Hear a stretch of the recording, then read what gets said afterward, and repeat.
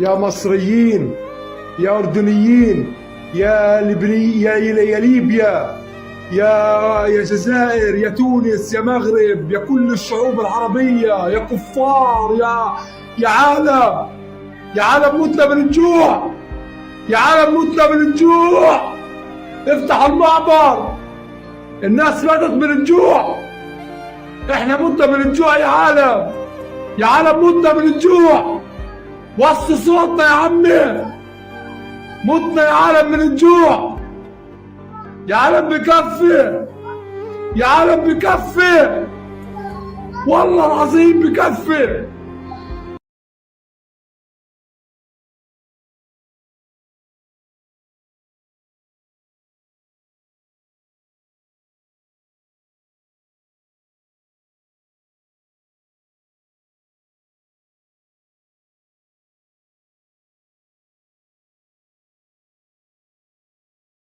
Larry, what the hell are you doing? Larry! Larry, you can't just... Oh, Larry! Oh, are you all right? How did... Larry!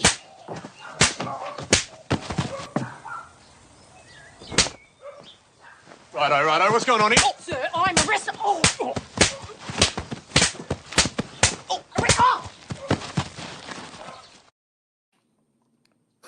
Yo, what is going on? It's your boy Maki, Dan the historian, coming to you with another stream for Democracy 101.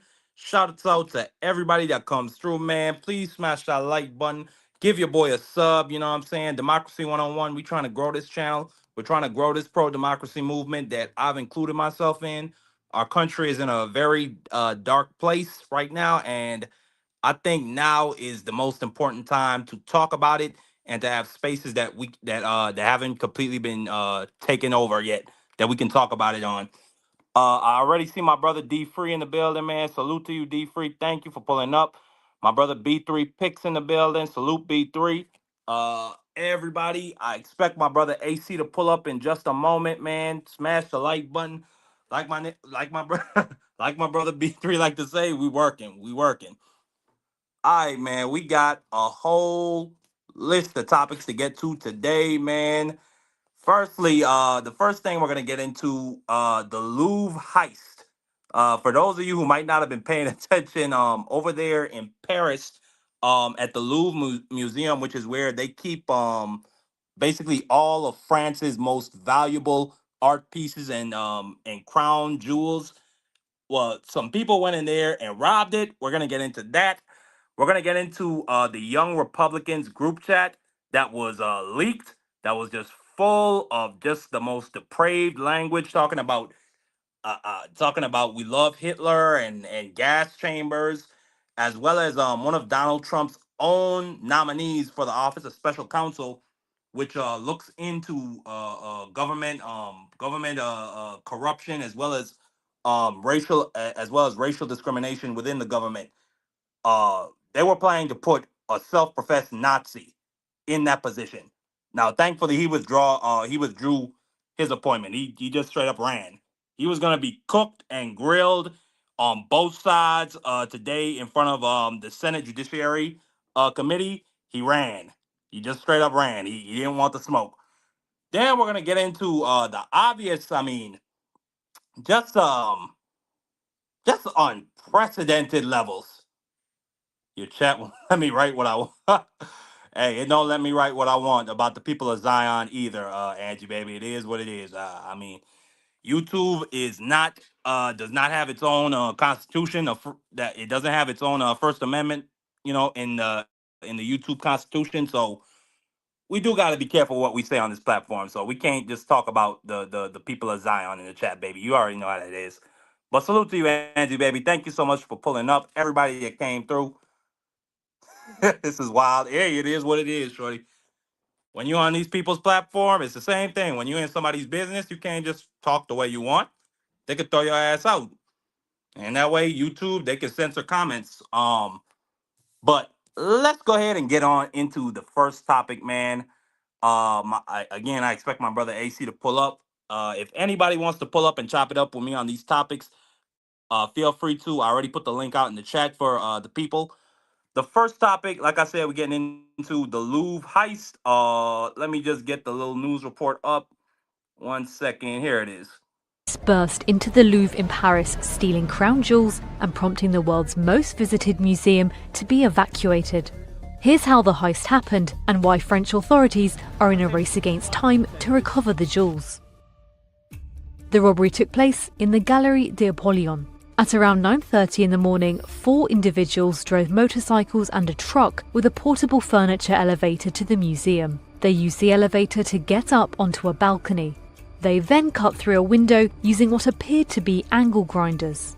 Once inside the gallery, the thieves used the grinders to threaten guards and to cut into display cases containing Napoleonic and royal jewellery. The thieves tried, but failed, to set their truck on fire before fleeing on the motorcycles. They were in and out of the gallery in less than 7 minutes.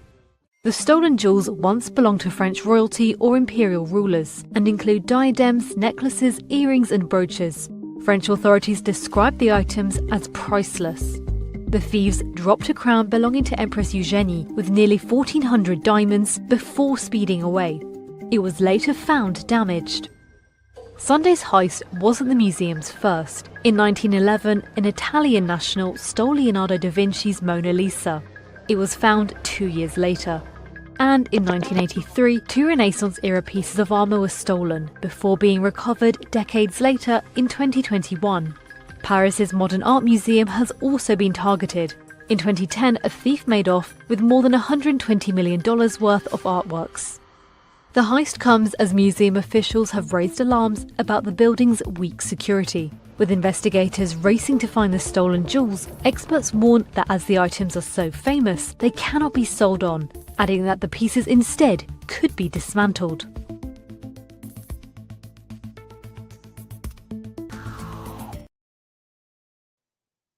All right, all right. I see my brother D Free on the panel. Salute to you, D Free. How you doing? I'm chilling. Most def, most def. I don't know. Did you hear that entire news report, or did you get the Yeah, gist of it? yeah. Yeah. Some wild stuff. A 7-man crew drove up like they said with that truck that had an escalator attached to it, got out, ran up the escalator, used angle grinders to cut through the window, ran in there, these people, and they stole France's crown jewels. They stole a tiara, a necklace, and a single ear. Let me put a picture up of some of these things. Let me hold on, give me one sec. Where is it? Where is it? Here it is.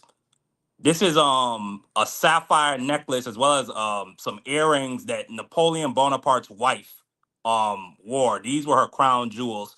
A sapphire set of Queen Marie Amélie and Queen Hortense were stolen.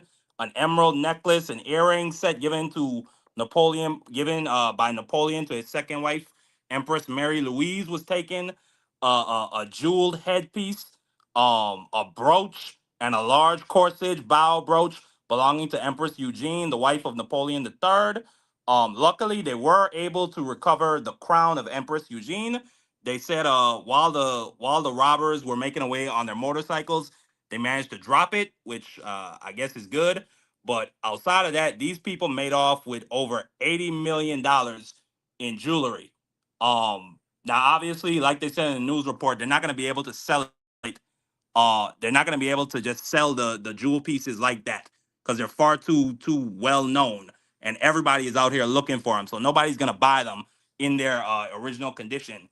So they're probably going to grind these emeralds and sapphires and diamonds down and sell them for a far less price. So that or sell them for far less of its value.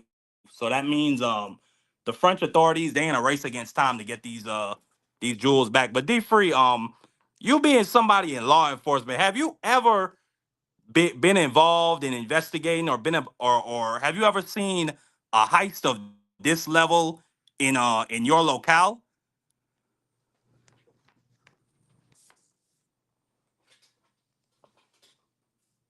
Yo, Free, I don't know if you're talking. Free, if you're talking, I can't hear you. Yeah, Free gonna get himself together. Give him one second. But golly, these people are brazen as hell. And then that just shows you That shows you they could anybody could run up in there and take whatever they want at any given time. My Like bad. this. Nah, you good, you good. What's your thoughts on this situation? By the way, this took place in broad daylight at 9 a.m. Yeah. Usually something like that happen. Um, because that place is heavily guarded. Nine times out of ten, it was one or two things. Either it was somebody that used to work there and they know the ins and outs of the operations.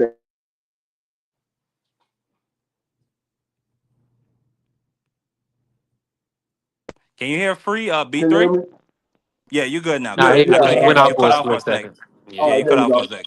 Go ahead. Oh yeah, I got a phone call, but yeah, no. Nine times out of ten, it was somebody that was either a former employee there that knew the ins and outs of the operation. They knew how frequently the guards move around. They know how fast the guards can respond to a call, or it was somebody that visit that spot frequently and they paid attention to all of those things because that's a situation where, like I said, it's a place that's heavily guarded. So it's not you're not going to just be able to walk in there and take something and get up out of there. You have to know the timing of the officers and the response and things like that. So nine times out of ten, it was probably somebody that used to work there. Um, but yeah, I mean, we had something similar to that happen when it comes to like these armored trucks that get hit out here a few times before, and a couple of banks that got hit out here. Not nothing recently, but this was something that happened a while ago. We had a couple of armored trucks get hit, and we had a couple of banks get hit, and it's usually dealing with somebody that either visit that bank or used to work for that bank or used to work for the armored truck and they knew the route of the armored truck. So this is probably a former employee and they're going eventually going to get caught. But like you said, they're not going to be able to sell the pieces. They're going to end up breaking it down and selling the jewels individually because there's going to be some guy that's going to want to buy it because he can break it up and make a different type of piece out of those jewels. So they're going to probably break it down and sell it individually. No, absolutely, and thank you for your great insight, man. I'm not really. I'm not really heartbroken. I ain't gonna call this shit a tragedy. I don't like to see stuff like this, but at the same time, it's interesting. To just to think about the type of planning that went into this thing, or was it an inside job? And hold on, let me let my brother AC up. Yeah, with AC, salute to you, salute, bro. Salute, salute. and salute to my brother B3 as well. Salute, salute. But yeah, What's man. good? Yes, sir. Yes, sir. But yeah, man, just very interesting. Like you said, free. Also to think about the different angles. Was this an inside job? Cause these boys, they got in and out. They were in there. They got in and out in 7 minutes. You know what I'm saying? And then the only part of their plan that didn't work so well, they tried to burn that escalator truck that they used to scale to the second floor and cut through the window to get to the jewels. They weren't able to do that, and they dropped one of the crown jewels. But let me go to my brother B3. B3, let me get your reaction to the heist of the year. I mean, it seemed like something right out of a movie, bro. That's what I'm And saying. The thumbnail for this stream is Inspector Jacques Clouseau from the right Pink Panther. now, I'm driving around the sticks, and I might go out. But so let me say this real quick. Uh, I'm gonna be honest, and I know this is far fetched, free, but instead of taking a big loss, maybe France will buy him back. Maybe I don't know. What do y'all think about something like that? That's a disgrace. That's a disgrace. That's a disgrace. But You think allow about these it. They're people to breaking rob you and down. fleece you. But think about it. No, You're talking about breaking down history, for a fraction of the price. Now, I mean, is that worth your pride? I mean, is that worth your ego, Mark? yeah, I'm gonna tell you like this Yeah, there's a thing called because Just national think about pride, it. B3. $20 you got million to dollars ain't no, nothing to these people. Just no, break up. no, All right, go ahead. listen, what I'm saying. Listen. Look at it this way, B3. Me and you. we do that heist. Let's say we do that heist. No, I mean, of course, we didn't do it because we ain't in England. But let's say me and you did that heist. We're coming from basically nothing. So yeah, it's worth 80 million as it is right now. But if we can break it down and get 10, 15 million, we straight. Yeah, We that's a ain't great worried about point. getting 80 million. Yeah. If we can get 15 million apiece, that's $30 million. Yes, it was worth 80, but we end up getting 30 off of it, and man, you get 15 million apiece, we good. But that Hundred percent. But if you try to sell it back, not only are not only will England get the jewels back, but you're getting locked up. They're You not gonna going get to say, caught okay, yeah, somewhat. yeah. Yeah. They're not going to say, yeah, we're buying from you and we're going to let you go. No, they're going to buy it from you and then they're going to lock you up. did you guys Yeah, see? facts. Did you Yeah. guys see them? Yeah, AC, get in on this. What's your reaction to the heist of the year? Well, um, it's like the movie The Italian Job. Now that you pulled it off, how do you fence all of that? Yeah. And to pull something like that off, even when you look at like B3 said, it's something like a movie. You in my opinion, you would have already had your fence lined up, or the Yeah. fence may be the one who put y'all onto this job. Mm. So whatever you're gonna get, it's already baked in. Right now, you're securing everything. Everybody's probably laying low for a hot second, and then you're gonna start to move this shit in the next couple of weeks to the Yeah. fence, and then all of this shit is gonna start to appear on the black market. Now, this is not the first, second, or I think according to history, the third time like some crown jewels or some royal type jewels were stolen and then showed up many years later. The Hope Diamond was one of those type of things when you watch the documentary The about the Hope Diamond. they made a in the Wall Street Journal report I just played. They made a mention of the Mona Lisa. I don't know if Yeah, you remember that, AC. You probably old enough when they stole it in the '90s and it turned up 2 years later. yeah, I Yeah, remember that. yeah, yeah. I I remember that remember as that, well. and it was like the French thief that they actually made a couple of movies about, because no one saw this dude. No one really knows. It's just rumors on who this dude is, and he was supposed to have gone down, which led to like the Ocean's 11 movies and all of these great Yep, movies where you had these exactly. high level thieves. Because them niggas even got into the European, what is that vault and shit like that, when all of them dudes robbed that vault in Europe and shit like that. And then they found the jewels, like they was throwing the jewels away, but they had bonds and all of this other stuff that you can't trace. Yeah, Mm. yeah. I remember that. I remember that. But yeah, because I remember with that whole thing with the Mona Lisa, that was on the news in every country. It Yeah, wasn't just over there. That joint was everywhere because the Mona Lisa is a. I think they had priced it at that time. I think they had priced the Mona Lisa somewhere like $100 million yeah. at that time, and that Yeah, was in the '90s. Imagine how much a Mona Lisa costs now. Yeah. right. Nah.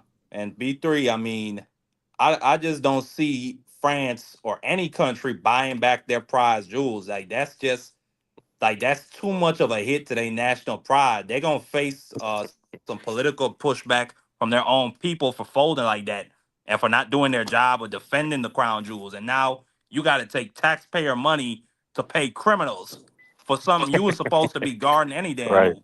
Yeah. So Yeah, I, that's a I fact. think they're just gonna, I think from They got to eat it over then. the next year, maybe the next 2 years, they're gonna be trolling, having all types of Interpol agents that are just Oh, invading the by the way, black market, I should even make the mention. crypto market.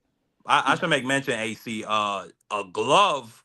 One of the robbers, they dropped a glove, and they said that there was a helmet that they found that had DNA on it. Now I don't know if they dropped the helmet or what the case or what or whatever the case may be, but they say they found a helmet with DNA on it. So Well, that's the same we thing they were saying when them dudes robbed uh that vault and shit like that. You feel what I'm saying? They were claiming that, yeah, dudes, um they had DNA, they had all of this other stuff, but none of them guys was in the database. Like nobody that was wrapped in that Oh, heist had. I got a guy right here. The Go only ahead. thing about the only thing about DNA, the only thing about DNA is only good if you have a criminal background Yeah, because that's the Yeah. only time you've been checked. yeah, They don't know what's your DNA. Now, if something happens years down the line and that DNA pops up, they're like, oh shit, we got a match. yeah, and that's Now what they able to happened to bring the it up. one guy. Remember, Yeah, most of us are old enough to remember, but the one guy that robbed that vault did get caught because he they found the DNA that they found. One of it was him, and I think he got into an accident or got into a fight or stabbed or shot and something like that. And when they did a blood transfusion, just the story he told was a little weird. And they ran his DNA and they actually caught him. But the nigga wind up escaping. Word. I can't make this shit up, bro. He hey, wind up hey, escaping and just disappeared. hey, let me bring in Shelton Moore, my OG. And Shelton Moore, this is somebody who probably has way more experience when it comes to heists or way more insight when it comes to heists than anybody on this panel. Shelton Moore, did you hear about the heist over there in France? No, I didn't. Enlighten me, young brother. So essentially, a 7-man crew rolled up to the Louvre in Paris, France, and the Louvre is basically the Oh, place okay. where, Yeah, yeah, the that's the Louvre. I place know. where, Yeah, I know the Louvre. Where? yeah, that's the That's the place where equivalent of the France. Smithsonian over here. Yeah, Yeah. exactly. That's where France keeps all its prized jewels, all its prized paintings. The Mona Lisa is over there. Yeah, So these 7 dudes, they rolled up right. with like an elevator truck. They used the elevator to get to the second Uh huh. floor. They then took angle grinders Uh huh. and broke through the window, went in, snatched up as many Uh huh. crown jewels they could, and got out in 7 minutes and escaped on motorcycles. Wow. And guess what? Here's the key when you do something like that. For all you potential thieves in the chat, listen up. When you steal something like that, the only reason you steal it is because it's already sold. That's what I just said, That's Sheldon. what AC just said. They can't put that shit. You can't take that shit to a fence. You can't sell that shit in the black market because ain't nobody gonna fuck with it because it's too hot. There's Everybody one looking for that market shit. you I can fuck can't with touch it though, this shit. Sheldon. 1 second, AC. Yeah, The yeah, only sure. person that's gonna fuck, the person that's gonna fuck with it, they commissioned you to steal it. They got the That's what I money said. already. They want you to steal it. They gonna give you the money and they gonna do whatever the fuck they want to do with it. If they wanted you to steal it, you only steal shit like that, and if only time you steal it is if it's already sold. Yeah. They made You ain't Now, off all with gotta the you other ain't thing gotta I was touch it 80. no gonna They more. say made was off. You They made ain't off the with gotta touch problem. $80 huh? worth of jewels, Shelton Moore. And they're gonna get a third of that. Whatever a third of 80 million is what they're gonna get. Yeah, and only thing I was gonna say was there is a market that you can move it, but you're gonna list it as something else. You're gonna list it to those potential buyers once the person who put this whole thing together and commissioned these guys to rob it or whatever. Um, Uh-huh. you can actually get top dollar for everything because we have a new set of currency through Bitcoin. Ah, yeah. Yeah, That's yeah. true. And that shit is untraceable, right? That Bitcoin shit? Yeah, Pretty on them much, yeah. blockchains. Yeah, the It's blockchain. untraceable, yeah. Yeah, so basically, you can, like I was saying, if Interpol is whatever smart, they're gonna start to really look at Bitcoin transactions and any new coins that may show up within Right. the next couple of whatever, and then these new coins have these huge numbers that are being involved right off the back at the launch of the coin. Right. And then, So but you know, and that's the funny thing. What you just said, AC, is a trip because it's the truth. If you know this, Interpol knows it too. Yep. Yep. Exactly. Yeah, Exactly. So Now, how? you know what I'm Now, saying. let me So ask y'all this. Let me ask y'all this: with the glove being dropped, or any DNA, whatever the case may be, right? But just with this type of heist and what was taken, what's the percentage that these guys can kind of skate away in y'all opinion? Do you feel like they can really skate away on? They gonna skate away on this? yeah, they're gonna oh, it's skate an away. 80% chance they never get caught. It's an 80% chance they never get caught. Yeah. I mean, you don't Mm. unless Only they way could they get caught, find. Yeah. Unless they could the only find way one they of get them. caught, Marky Man, Mm, if somebody tells. Only way they get Yep. caught if somebody tells. exactly. Nobody don't tell, Right. they never get caught. Yeah, but see, the I'll thing be about I it Everybody is, keep their mouth I typically, shut. I'd be since surprised. nobody I'd be passed away, surprised if these nobody gonna motherfuckers. tell. Yeah. I'd be surprised if these motherfuckers are still in Nah, France. you never know. Because what happens is, you know how a lot of people get caught? For all you cats that really ain't been in the streets, you don't understand this. AC probably know where I'm coming from with this. You know how a lot of motherfuckers really get caught? Old school way, they get caught pillow talking. Yep. I was to that shorty. Pillow talking to the wrong bitch. Yep. Look at just to bring up another movie reference. Get uh-huh.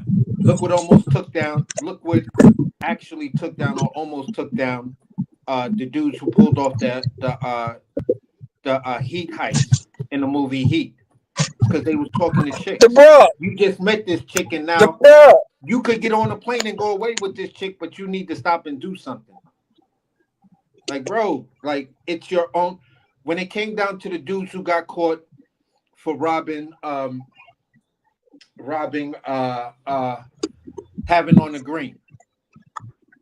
Like there was a real robbery where these dudes got away with like a 1.2, $1.5 million because they caught Tavern on the Green on the right day. You feel what I'm saying? Right. I remember Dudes that. was I from heard about that. I heard about that. yeah, dudes was from Park Slope, Fifth Ave. You feel what I'm saying? But dudes started talking. Yeah. They didn't know who anybody was. They didn't know where to look, where to start.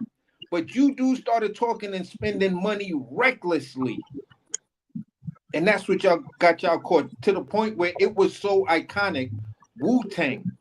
One of I think it was Ghostface who dropped the whole verse about the cats who robbed Tavern on the Green. So yeah, And think about this. The And think spinach about dish. this, y'all. I don't know how it works Hey, in hey, France because I've never lived Sheldon, there, right? Go ahead and give your final words on this so we can move on to the next topic, which Yeah. involves some I niggas never telling on lived in niggas. France, so I Go don't know ahead. how it really works out there, right? But you know, there's a reward usually for information on this, right? yep. So you pillow talk to the wrong bitch. Why she don't want to go get 40 or 50 racks off of you? She don't really know you like that. They might give her 1 million. 100,000 at the Never know. very Dude, least. especially because think Never about it. What know. Marky was saying, with you being, with you disgracing the country, it's worth a little more to a Yeah. nigga. And then See, and then when so they catch that's you, all. and if they catch you, they know you're gonna roll over on your people. That's the You only know? way you get caught is if somebody talks. Nobody don't talk. Nobody get caught. Go ahead, Marky. Yeah. Yeah, most def. We're gonna move on though. Prayers for France and the authorities over there. I actually do hope that they get the thieves and that we get to probably see a documentary from Netflix in the next couple of years. Most def, man. Shout out to those folks. But we're gonna move on to a story that broke this morning. A federal Chauncey. probe. Yep. A federal probe has been running, they say, since 2023. They took down Chauncey Billups and Terry Rozier amongst 30 other individuals. Cash Patel, he came out with an announcement this morning saying that they were indicted, as well as Chauncey Billups and Terry Rozier. They were arrested. But I'm gonna read this New York Times article. It says a pair of indictments unsealed in Brooklyn federal court on Thursday describe separate schemes in three current and former NBA players and coaches worked with associates to defraud gamblers and online betting firms out of millions of dollars. One indictment accused an NBA player and a former coach of trading inside information on a series of games to win hundreds of thousands of dollars of bets with sports betting companies. The other charged a current NBA coach. Chauncey Billups of the Portland Trailblazers were participating in a series of rigged poker games organized by mafia families that cheated unwitting victims out of at least $7 million. Taken together, the two indictments involving more than 30 defendants will compel the NBA to examine how far the misconduct may have spread inside its multi billion-dollar business and whether those accused of financial crimes affected the outcomes of games. The first indictment accused six defendants, including Terry Rozier, a guard for the Miami Heat, and Damon Jones, a former player and coach it accused them of trading inside information available to players and coaches to allow a network of conspirators to place winning bets on their games. Kash Patel, the FBI director, called it an inside trading saga for the NBA. The charges suggest that the first scheme had a real-time impact on at least one NBA game. In March 2023, Mr. Rozier was a starting point guard for the Charlotte Hornets. The indictment says that he told his co-conspirators that he was planning to leave a game early, citing an injury, information that was not known to Hornets officials at the time. The bettors made hundreds of thousands of dollars of bets and then split the proceeds with Mr. Rozier and Jessica Tisch, the commissioner. According to Jessica Tisch, the commissioner of the New York Police Department. The NBA said that Mr. Rozier and Mr. Billups were being placed on immediate leave. Mr. Billups and Mr. Jones are accused of participating in another scheme involving rigged poker games. Those games were set up by organized crime families, the Bonanno, the Gambinos, the Luccis, and the Genovese families, who would take cuts of the profits and use force to go after debtors, said Joseph Nocella Jr., the U.S. Attorney for the Eastern District of New York. The investigation has been developing for years, federal and state officials said, and was coordinated by the FBI and the NYPD's Joint Organized Crime Task Force. Those officials said that the case was continuing and could result in even more charges. It could be even more coming down the pipe. The indictment became public on Thursday morning when Rozier was arrested in Orlando, Florida, and Mr. Billups was arrested in Portland, Oregon. The poker game scheme began as early as 2019, and rigged games were soon set up across the country in East Hampton, New York, Las Vegas, Miami, and Manhattan, officials said. Victims were lured into games to get close to sports celebrities like Mr. Billups and Mr. Jones, only to be cheated out of their money through technology like shuffling machines that have been altered to read the cards in the deck, said Christopher Raya, the assistant director in charge of the FBI's New York field office. Let me get my guy Shelton back in here. One sec. The sports betting scheme is Terry Rozier. They say that began around December of 2022 and worked like an inside trading operation, according to the indictment. Six defendants, which include Mr. Jones, Mr. Rozier, and his childhood friend De Niro Laster, used what was supposed to be confidential information about players such as injuries and illnesses to take advantage of betting companies that take online wagers. For a flat fee or in exchange for a share of the profits, Mr. Rozier, Mr. Jones, and other defendants would provide information to a network of people who would share it with bettors. That would enable them to know, for instance, to wager that a particular player would score less than a certain number of points. A subset and gap. What that's prop betting. We already know that. One co-conspirator who is related to Mr. Rozier placed dozens of bets on him on his performances. The defendants also used ill-gotten information to bet against teams for profit. The indictment said. For instance, on April 6, 2023, one of the defendants, Marv Fairley, and a co-conspirator who was friends with a player on the Orlando Magic, learned hours before the team's lineup was announced that it would not be playing its regular players that night against the Cavaliers. The indictment said the Magic had been favored to win the game by 9 points, and Mr. Fairley placed an $11,000 bet against the team. The Cavaliers won by 24 points. The defendants carried on with this scheme for 2 years, according to this indictment.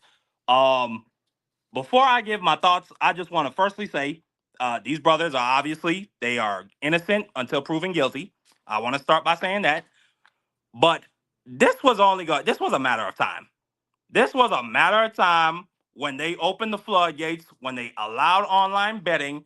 It's only common. I mean, we saw this with Michael Porter Jr.'s brother. You know what I'm saying? When he had the whole indictment that said he was or excuse me, not the indictment, but the he was kicked out of the league for inside betting. I don't think any criminal charges came down the pipe for that, or at least I'm not sure it did. But this was only a matter of time. A lot of these guys know that the NBA is not forever. A lot of them are not responsible with their money. There was a similar federal probe for fraud that was against Big Baby Glenn Davis, Tony Allen. They were involved in some insurance fraud back in the day. So these NBA players, I don't know what they're doing with their money. At least on paper, they say that they're being paid millions of dollars. I don't know if most of it is being taken from court fees for other things, or from their baby mamas, or from them buying just stupid shit. I don't know what it is, but bruh, Terry Rozier, if I'm not mistaken, I think he just got a 3-year, $50 million deal from the Heat. I could be wrong on that. Let me look that up quickly. But even then, this man, no, excuse me, it's a 4-year, $96 million deal, and he did this for hundreds of thousands of dollars. Like somebody got to explain that shit to me. But wow, I mean, this was truly. I ain't gonna say this was a pleasant surprise. I'm gonna just say it was just interesting to see this because I was going to go pay my bills and then it just popped up on the TV screen in the place that these two had been taken down in a federal probe. I'm gonna come to AC first, or yeah, I'm gonna come to AC first. Then I'm gonna go to Free. Then I'm gonna go to B3. Then I'm gonna come to Shelton Moore. AC, what's your reaction to this federal indictment that's taken down Chauncey Billups and Terry Rozier, amongst others?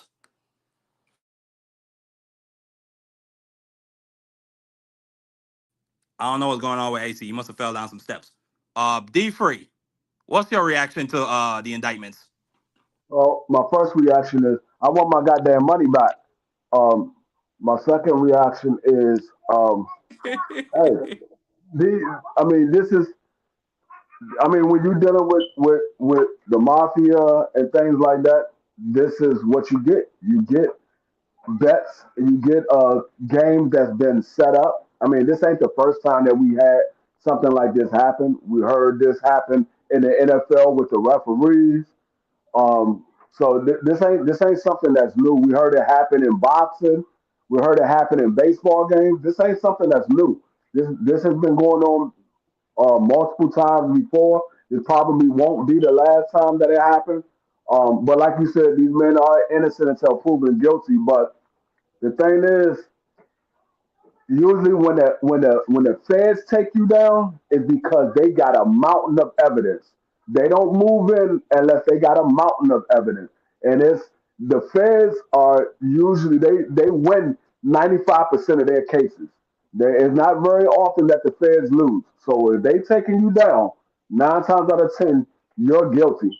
So it's sad. It's sad because these guys. I mean, Chauncey Billups is a head coach, or he was a head coach for the Portland Trailblazers. You got Terry, who's a active basketball player. These guys are making money in the league right now, and like you said, they gave up millions of dollars to win a couple of 100,000 a game. So it's just sad because now it makes you look at, damn, if I place this bet that a guy that normally score 20 something points a game and he's at every game and then all of a sudden he's only scoring 10 points and he comes out the game early, you like, damn, is this game set up? I mean, this man don't never get hurt. Is this game set up? So it makes you second think everything that happened in the NBA or in any game. So I mean, it's just sad. No, absolutely. And AC, are you there? Yeah, yeah, yeah, DS, you're gonna have to drop him because he ain't on your team no more. Yeah. He got some problems he need to handle. But absolutely free. This calls into question. I mean, anybody. I mean, I think people already had a pretty shaky faith in the betting system itself, because I've been in those situations where I remember I bet on I can't remember his name, but he played for the Dallas Mavericks during their title run, and he just needed one more point, and my parlay would have hit, and I would have won $800. They're about to foul him, D free, and he chose to pass the ball to Kyrie, who already had 31 points. They're about to foul him at the end of the game. He just needed one more point so I could win my $800. I'm looking at that. Like, I'm looking at that crap sideways now.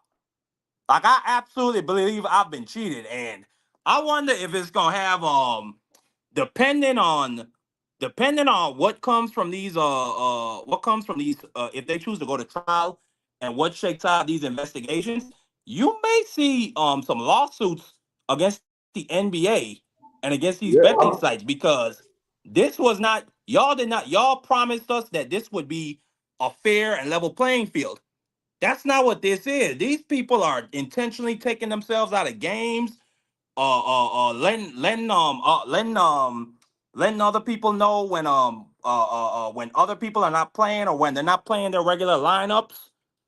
So some people are gonna absolutely want their money back. But let me go to B3. Are you there? I don't know what's going on with AC. You must be talking. Yeah, I'm here, man. I'm here, bro. How the audio? B3. Choppy? Nah, you good. You good. What's your reaction to a legend like Chauncey Billups? I think he just got into the Hall of Fame literally this year, man. This is man. What's your reaction to this?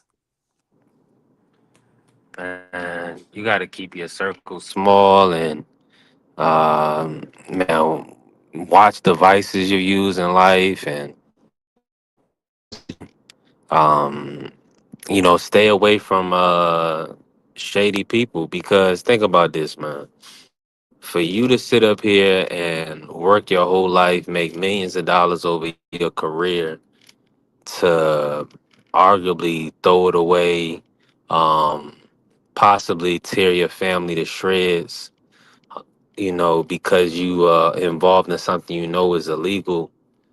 That's sad, man. It's disappointing. It shows a lack of wherewithal, lack of intelligence, and for some Mr. Big Shot, you know what I'm saying? Well, that's Chauncey Billups, the clutch, a clutch guy, man, a legend in the game, man. We grew up watching Chauncey with Detroit dominating, and for him to kind of get himself involved in something like this, and it's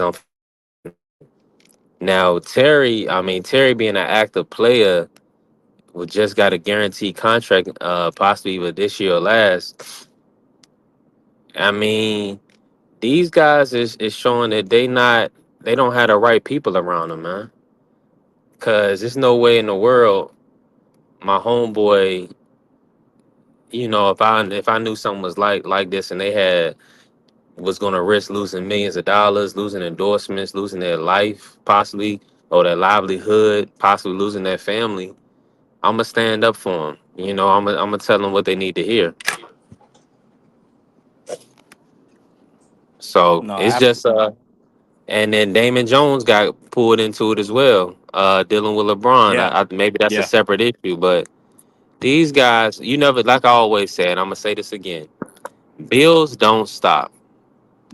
So whatever, and the more money you accumulate, 9 times out of 10, the more things you bought, the more taxes you got, and the more people you're gonna surround yourself with to try to make more money. But see, some of those people are scandalous and snakes, and they may take you down the wrong path. So you got to be careful with who you involve yourself with. No, absolutely. It's a shame that these brothers did not learn from Michael Vick's situation. Michael Vick, obviously, he was taken down in that animal abuse, as well as that what they call it. They said he was. I think they also charged him with money laundering, because he took I think they said he was using funds from the dog fighting operation to fund other things. It's a shame that these guys didn't learn from that tale, and that they've now risked. I mean, like I just said, like what you said, Chauncey's a legend. He worked his ass off, man, for years. I was saying, when is Chauncey gonna get in the Hall of Fame? And now that takes a backseat to this. And then on top of the fact that Portland Trailblazers team, I mean, well, I ain't gonna say they were a contender or nothing like that, but they were certainly on an upward trajectory. And it's a shame now. Now you got to sit down on the sideline for real. But Yes, AC, sir. are you there? Yeah. What's Go Yeah, ahead. go ahead. What's your reaction to Chauncey and Terry, among others, getting taken down? It's you find it heartbreaking when people who we presume to be millionaires who had a good solid career and stuff like that. You see them involved in like stupid crimes. I get it.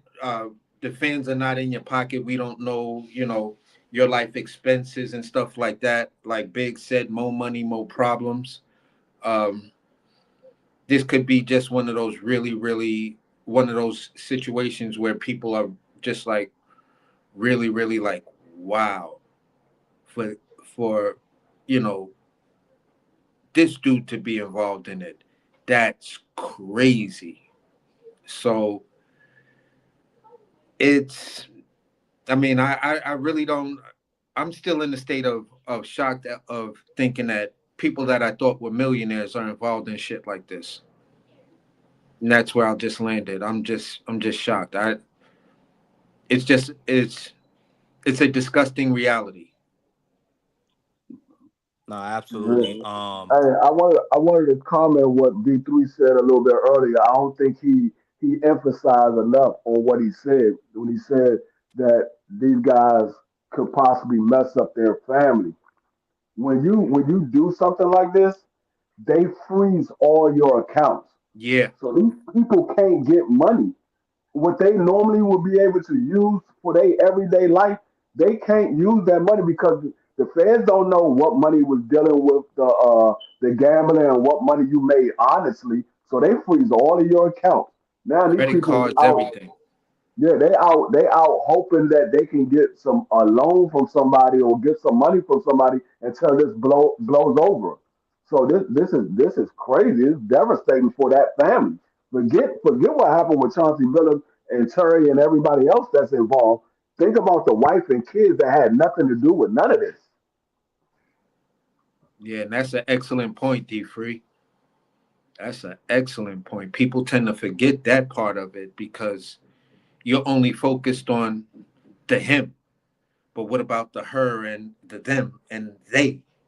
You feel what I'm saying? So, like I said, it's just the kind of stupid shit that you like think that okay, these dudes are millionaires. Why are you doing some dumb shit like this?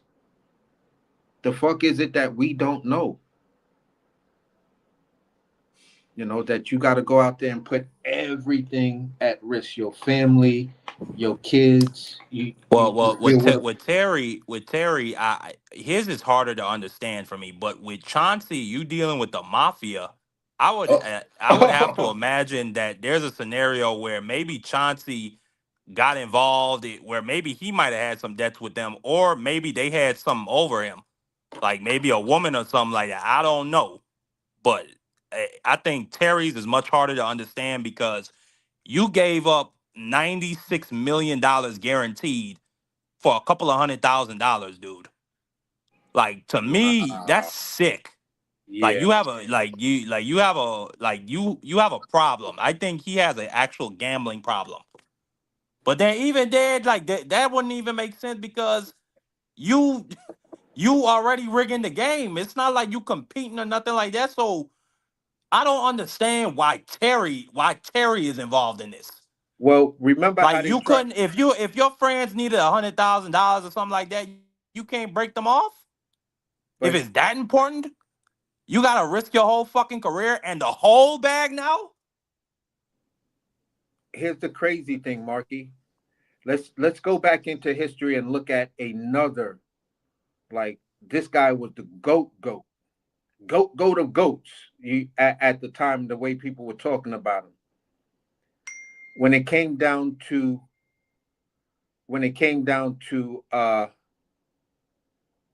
Michael Jordan and the death of his father, where they was trying to link the death of his father to his father having these gambling debts. and these so-called mafia ties through his gambling debts.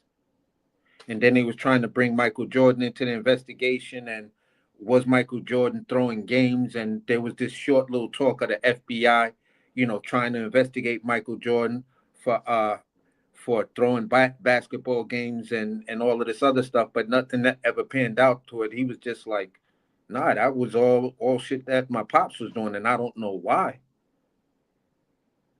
So we got some history of where, at least in the NBA, you had some sketchy behavior going on between players and maybe players' family members and just the whole world of gambling, period. Nah, most def.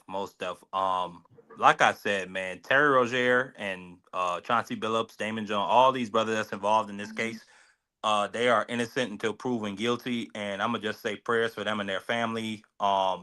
If this is true, man, I mean, y'all risked it all for nothing, for Yeah. absolutely nothing.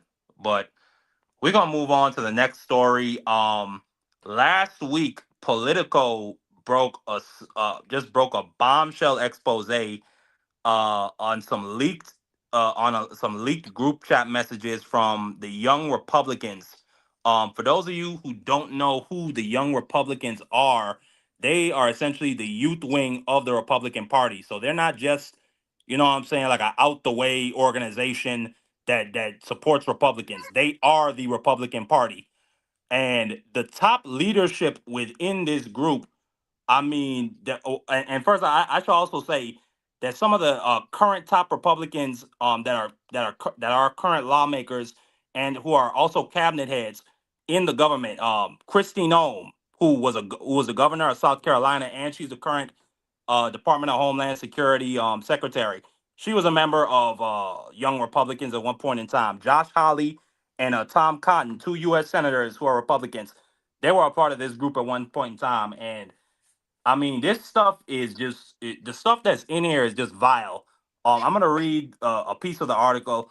It says leaders of young Republican groups throughout the country worried what would happen if their Telegram chat ever got leaked, but they kept typing anyway. They referred to black people as monkeys and as quote the watermelon people, and mused about putting their political opponents in gas chambers. They talked about graping their opponents and driving them to suicide, and lauded Republicans who they believe support slavery. William Hendricks, the Kansas Young Republic, because they have different. The Young Republicans, by the way, they're a national organization, so they have different offices in different states. So the William Hendricks, the Kansas Young Republican vice chair, used the N word multiple times throughout this chat. Bobby Walker, the vice chair of the New York State Young Republicans, at the time referred to grape as quote epic. Peter Ginta, and let me put this big fat pussy's picture up here. Peter Ginta, who at the time was chair of the same organization, wrote in a message sent in June that quote, everyone that votes no is going to the gas chamber. Ginta was referring to an upcoming vote on whether he should become the chair of the Young Republicans National Federation, the GOP's 15,000 member political organization for Republicans between ages 18 and 40. And I should mention that as well. Even though this is a youth wing of the Republican Party, these aren't really youths. This guy up here is a 31-year-old. You have, and like I just said, you have people as old as 40 in these group chats. Get I'm and he also Ginta also said, I'm going to create some of the greatest psychological torture methods known to man. We only want true believers. He then Somebody then replied to him and said, "quote Can we fix the showers?" And matter of fact, let me put some of these chats up.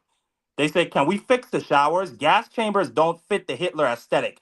Joe Malengo, who previously identified himself as the general counsel for the NY State Young Republicans, wrote back. He then Annie K. Katie for the New York Young Republicans also said, "I'm ready to watch people burn." The exchange is part of a trove of Telegram chats obtained by Politico and spanning more than 7 months of messages among young Republican leaders in New York, Kansas, Arizona, and Vermont. The chat offers an unfiltered look at how a new generation of Republican activists talk when they think no one is listening. Since Politico began making inquiries, one member of the group chat is no longer employed at their job, and another's job offer was rescinded. Prominent New York Republicans, including Rep. Elise Stefanik and Senate Minority Leader Rob Ort, have denounced the chat, and festering resentments among young Republicans have now turned into public recriminations, including allegations of character assassination and extortion. And I should also say, the national office for the Young Republicans, I should say, they came out and they are demanding that these people resign from their positions effective immediately. But you can go through. You see some of these chats up here. It said everyone that votes no is going to the gas chamber. Then somebody below that says, "When do we start bullying, dude?" We have solid three people who can probably have them. You want to jump? If they vote for us, why would they be gassed? When do we bring out? When do we bring that side out? I mean, these are the people that are being groomed to take positions of power in the Republican Party in the future. Then it just gets worse. He says, "I'm going to create some of the greatest psychological torture methods known to man." At the bottom, you see somebody says, "We got to pretend that we like them. Hey, come on in, take a nice shower and relax." Boom, they're dead. The chat further goes on. It says, "Yeah, I had some back and forth with the vice chair in Michigan. Current chair is a deer in headlights. We have a call on Wednesday." It says many agree. He's da da da da. At the bottom though, you see the person writes, "Great, I love Hitler." I mean, it just gets even more foul. At one point in time, they talk about when the Spanish came over to the New World and were colonizing. They said, "Oh, when the Spanish came over, they were having sex with everybody." Then they said, "No, it was grape." Then another person said, "Grape is epic." And then later on, they start calling for a certain person's grape. But I'm not really surprised by this. Me and AC, we've been paying attention to the Republican Party for a while now. Anybody who acts like this is surprising has not been paying attention. These people are full of hate. I mean, I wish I had the picture up here of Elon Musk doing the Nazi salute. These people are undercover Nazis. And I don't think this should be too surprising when you have a motherfucker like this, Stephen Miller, in the White House as the deputy chief of staff. But I'm gonna get AC, I'm gonna come to you first. I know you're not surprised, but what's your reaction to these young Republicans group chats being leaked and that they're being outed as undercover Nazis? The the one thing that would get to me is how the fuck did you how were you able to leak these text messages? Because somebody in that group was like, "I can't believe these motherfuckers is saying this shit," and they put it out there. That's number one for me. Number two, it's expected because we've seen in Trump's first administration the rise of the neo-Nazi numbers in this country. We've also seen that marching in the Carolinas. I don't know whether it was North or South Carolina, where you had that big group of neo-Nazis with their torches saying the Jews will not replace us. So that was a neo-Nazi march. So Trump said there were good people on both sides. How do you look at a neo-Nazi and say, "You're a good person"? So when you look at things like that, it automatically tells you from his first administration who he was catering to. In his second administration, it's definitely going to get even worse. So when you look at recently, one of the young Republicans was on a chat with the camera on, and sitting right behind the dude was an American flag that two of the lines made a swastika. And the dude was informed that that's it behind him, and he was like, "I don't give a fuck. It's not like I'm gonna cover the shit right now. So just keep talking. I don't care about it. Why are you caring about it?" So that automatically lets you know. And the most ironic thing, the thing that tickles me pink, is the fact that that photo you showed of Stephen Miller in a Nazi in a Nazi uniform or whatever. Those same dudes who were marching in the Carolinas, you know, what do you think they would do if they got Stephen Miller in a room or a hallway by himself? Like, at the end of the day, Stephen Miller, you could talk all of this crazy talk, but you're still Jewish. Exactly. You can't hide that. You look like a little Jewish dude. You talk like a Jewish dude, especially when you get excited.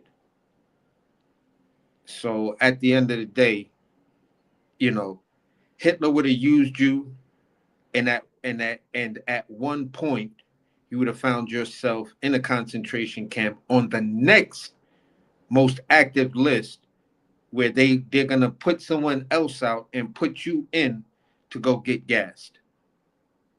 So your demise is, I would stop talking if I was you, because the same people that you think will hold you up and back you, nah, they won't. Donald Trump is German. You're not. Mm. No, absolutely, AC. I mean, you cooked right there. I really don't understand a motherfucker like this Yeah. who is just hateful towards every other group that exists. And then he wants all this sympathy for what happened to his people. But when black people want to talk about Jim Crow, shut up. That well, America, our kids need to be taught that America was great. We were always great. But what about slavery? Shut up. They're even talking about removing. Or excuse me, they were talking about removing training videos of the Tuskegee Airmen from the Alabama Air Force Base, Yeah. and and reports were saying it was suggested by Stephen Miller. So I'm not shocked by this at all. But I'm gonna come to D Free. D Free, what's your reaction to these leaked group chats of just the most depraved and vile stuff coming from the youth wing of the Republican Party? Yeah, given the fact these people are supposed to take power, at least eventually. This is the reason why I would never vote for a Republican. Not saying all Republicans have the same uh, thinking of these individuals that was on that chat, but the problem is there's a lot of them, and so you don't know who to trust. Yeah, we might not agree on everything that the Democrats say. The one thing that we can say is they try to make it better for everybody. The Republicans are only looking out for themselves, and everything they do is to better themselves. It's not to better the vast majority. It's to better themselves, and they're the ones that think like them. If you're not thinking like them, they trying to make it as hard for you as possible. So that's one of the reasons why I don't vote for Republican, because I don't know who to trust from the Republican. They could just be saying all that just to get your vote, and then once they get in there, it's a whole different ball game. Their whole attitude changed, and just like you were showing the picture of that dude that was standing up there with that military uniform on, he looks like an he was laying down bleeding. They need their help. They needed his help. He would walk right past like he didn't even see him. That's exactly who Stephen Miller is. That's Yep. exactly who he is. So yeah, I just can't. That's one of the main reasons why I never voted for a Republican, because I can't trust who they have in their party. And like I said, I'm not saying that all of them think like that, but there is a lot of them that do. No, most definitely free. That's why I have a hard time with these people as well. I try to have good faith conversations. But I'm pretty good at being able to cipher what your ideology is just by asking a few questions. But I'm gonna go to B3. B3, what's your reaction to these people being uncovered as Nazis. Because I mean, at one point in this chat, they're saying I love Hitler, and one guy says I have a Hitler streak in me. I Yeah, I B3. mean it's repulsive, man. But it's repetitive as well. It's repulsive and repetitive. I mean, it's a faction and a group of people in this country that, like Free said, they out for self, and they're taught these things that it's okay. You know what I'm saying? This is like learned behavior, but in group settings, right? Where it's like separatist groups, have versus the have nots.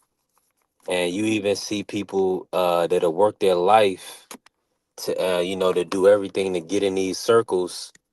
But you can have first generation money and get mistreated, because these people have been thinking this way and conducting themselves this way for years, for decades, for generations. So I mean, that's what we dealing with, Mark, in the States. We dealing with a lot of people that are nuts, that don't have a concept or relationship with God. And all the time they prove it on a regular basis that they don't care about life outside of their individual family unit. And sometimes they really only care for themselves. But majority of the time they could care less what happens to the next man or next group of people. No, absolutely, well said. Pearl, my brother, how you doing, Pearl? Salute to my Mexican brother, Pearl, coming in the building. How you doing, Pearl? What up, Marky? What up, fellas? How's it going? What up, Yes, sir. Yes, sir. Chilling, chilling, chilling. Yes, sir. Did you hear the article I just read from Politico? Yeah, man. I read it when it came out, bruh. Yeah, go ahead, man. What's your thoughts? Short and sweet, really. F them, bruh. The daddy should their mama should have swallowed, and the daddy should have pulled out. That's what I got to say. hmm Absolute facts. Absolute facts. Shelton Moore. Let me get your thoughts on this. Let me get your thoughts on the Chauncey Billups stuff. I didn't get to hear your thoughts on that. Then I'm gonna get your thoughts on this situation with the young Republicans. What's your thoughts on the federal indictment concerning Chauncey Billups? Well, that's a perfect example. Perfect example for all of us, bro. You can take the nigga out the hood. You can't take the hood out the nigga.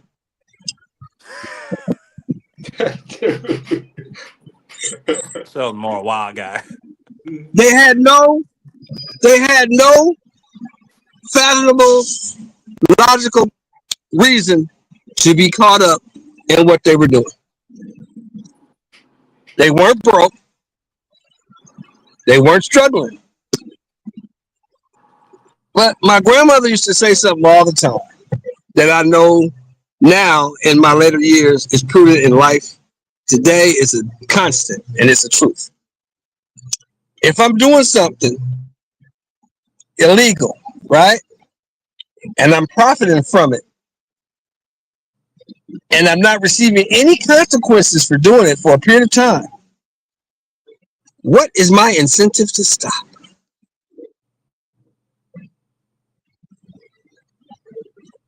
There ain't. There ain't The none. only two things that I know of that will make you reevaluate the way you live in your life are extreme pain or extreme consequences. If neither of those come into play, whatever you're doing, you're going to continue to do.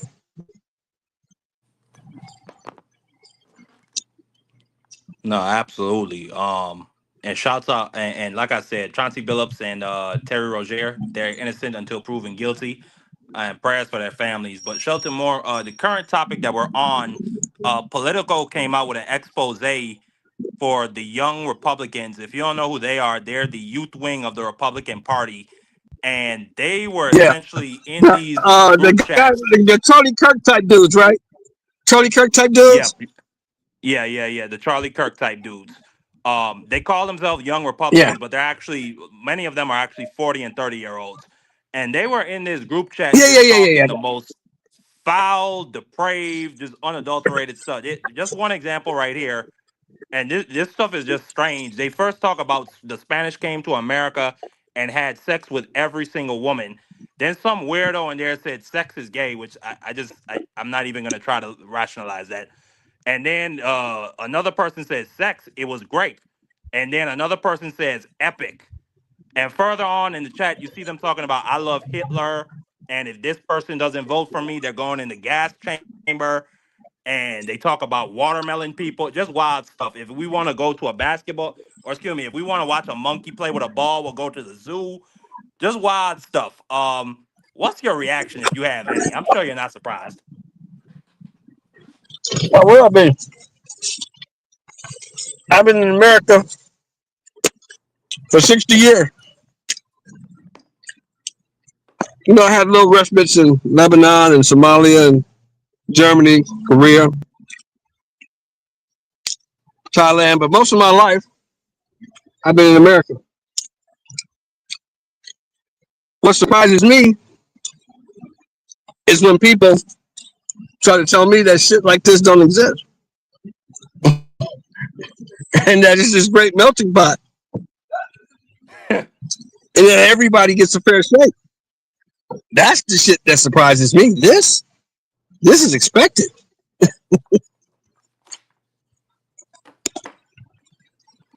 No, absolutely. Absolutely. I wasn't surprised by this. I know for a fact Free and AC weren't, or B3 or Pearl. I don't think nobody on this goddamn panel was surprised by this. But we're going to move on to the next Nazi from the Republican Party to be exposed in the past week. Yeah, it's not just, yeah, it's more. This individual right here, his name is Paul Inglesia. And this is not, no, this is not just So he's a anybody. Mexican This, or a Spaniard. So he's a Mexican or Spaniard. I don't know what he is. I think he is. I think he is Spaniard. Iglesias, he ain't American. He's not Anglo-Saxon. His name is Iglesias. He's not Anglo-Saxon. Ingracia. Yeah, it's probably, yeah. I would guess that he's a Spaniard. But this gentleman right here, Mr. Ingracia, is or at least was Donald Trump's nominee to lead the Office of Special Counsel. So if you don't know what the Office of Special Counsel is, that's the office of the DOJ that's responsible for investigating corruption, investigating discrimination within the federal government, investigating corruption as high as the presidency. We saw a special counsel. I can't remember the dude's name. But we saw a special counsel situation with the Russiagate situation back in 2016 when Trump was being investigated. Right. But this individual, Right. Paul Ingracia, he said he had some leaked text messages himself, and these leaked text messages were from Republicans who are concerned about the future of their party and did not want this individual to be given a position like officer of special counsel. And he went on in these group chats to say, let me pull it up on the screen. Yeah, here it is. Okay. Martin Luther King Jr. Was the 1960s George Floyd, and his holiday should be ended and tossed into the seventh circle of hell where it belongs. And then somebody in the chat is like, Jesus Christ, dude. Like, what's wrong with you? And it gets worse. Then somebody jokes to him, Paul belongs in the Hitler Youth with the Open Grappen for Steve Bannon. And Mr. Ingracia replies, I do have a Nazi streak in me from time to time, I will admit. So he even comes out and acknowledges, yes, I'm a Nazi. He just admits it right there. It gets worse. He then, I ain't gonna say that's worse, but he then says, never trust a Chinaman or an Indian. Never. And he has just other things about no Molignon, and by the way, Ingracia, I think he's Italian. He then I was gonna say he's Italian, bro. Yeah, no Molignon, which if you don't know, that's a slur for black people in Italian. No Molignon holidays, from Kwanzaa to MLK Jr. Day to Black History Month to Juneteenth. Every single one of them needs to be eviscerated. This is the person they were going to put in charge of investigating discrimination against black people in the federal workplace.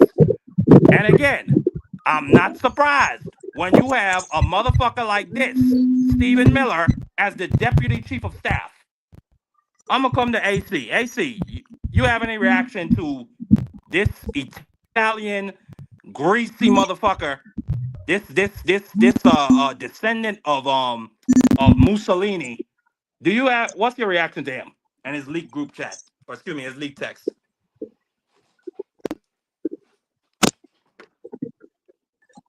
AC must have fell down some steps. B3. Yeah, I'm in the building. What's good, bro? No, what's your He's. I reaction? mean, he's a. I mean, he's a joke, bro. He's a despicable guy. But let me say this. And I know we was kind of harping on the Iglesias thing. It's just, you know,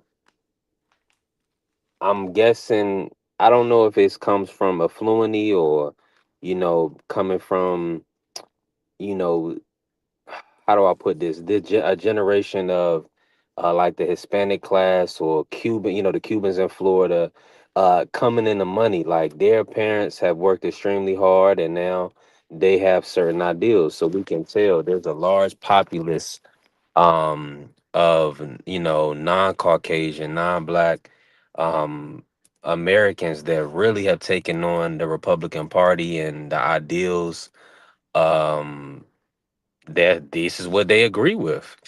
So and look, By it's the way, the B3, I think he's Italian. oh, this guy Iglesias. Yeah. So the fascism makes even more sense. Go ahead. Well, I'm gonna say this, man. It's the inclusion crew. You know what I'm saying? Like you can be in because you don't have a big nose.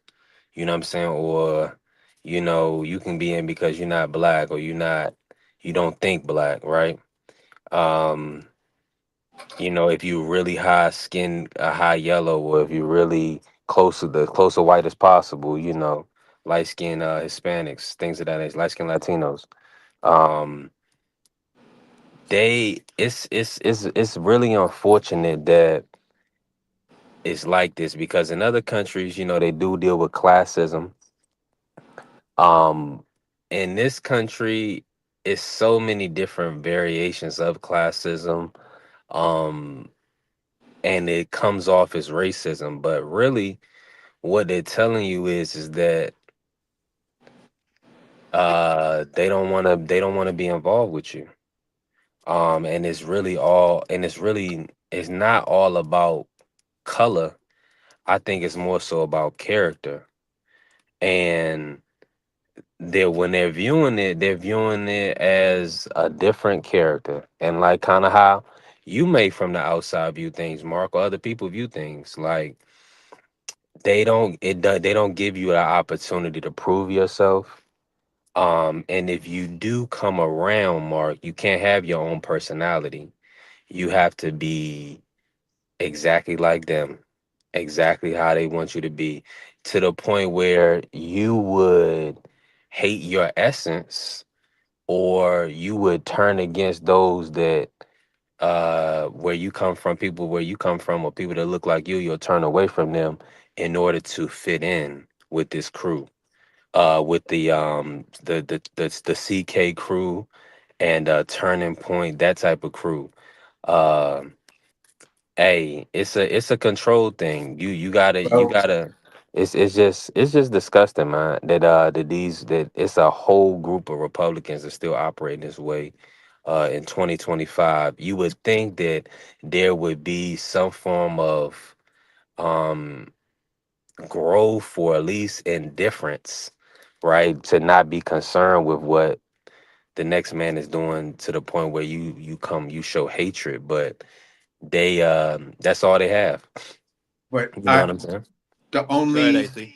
the only little thing I would give you pushback on a B3 because you just cooked, but for me, I have to look at okay.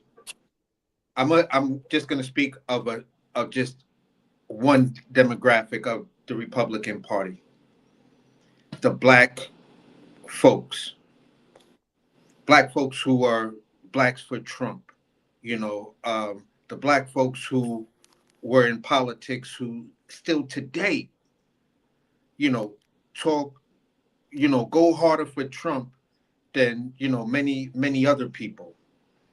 And I would just ask them, how is all of this turning out for you? At the end of the day, which black leader that was going out talking and advocating and debating with people and getting all up in people's face, which one of them actually made it into the Trump administration? How many of them had made it in? From the Tim Scotts to the Byrons to all of them. How many of you guys At best, actually? you could say Cash Patel. That's probably Well, the best one you could get. well,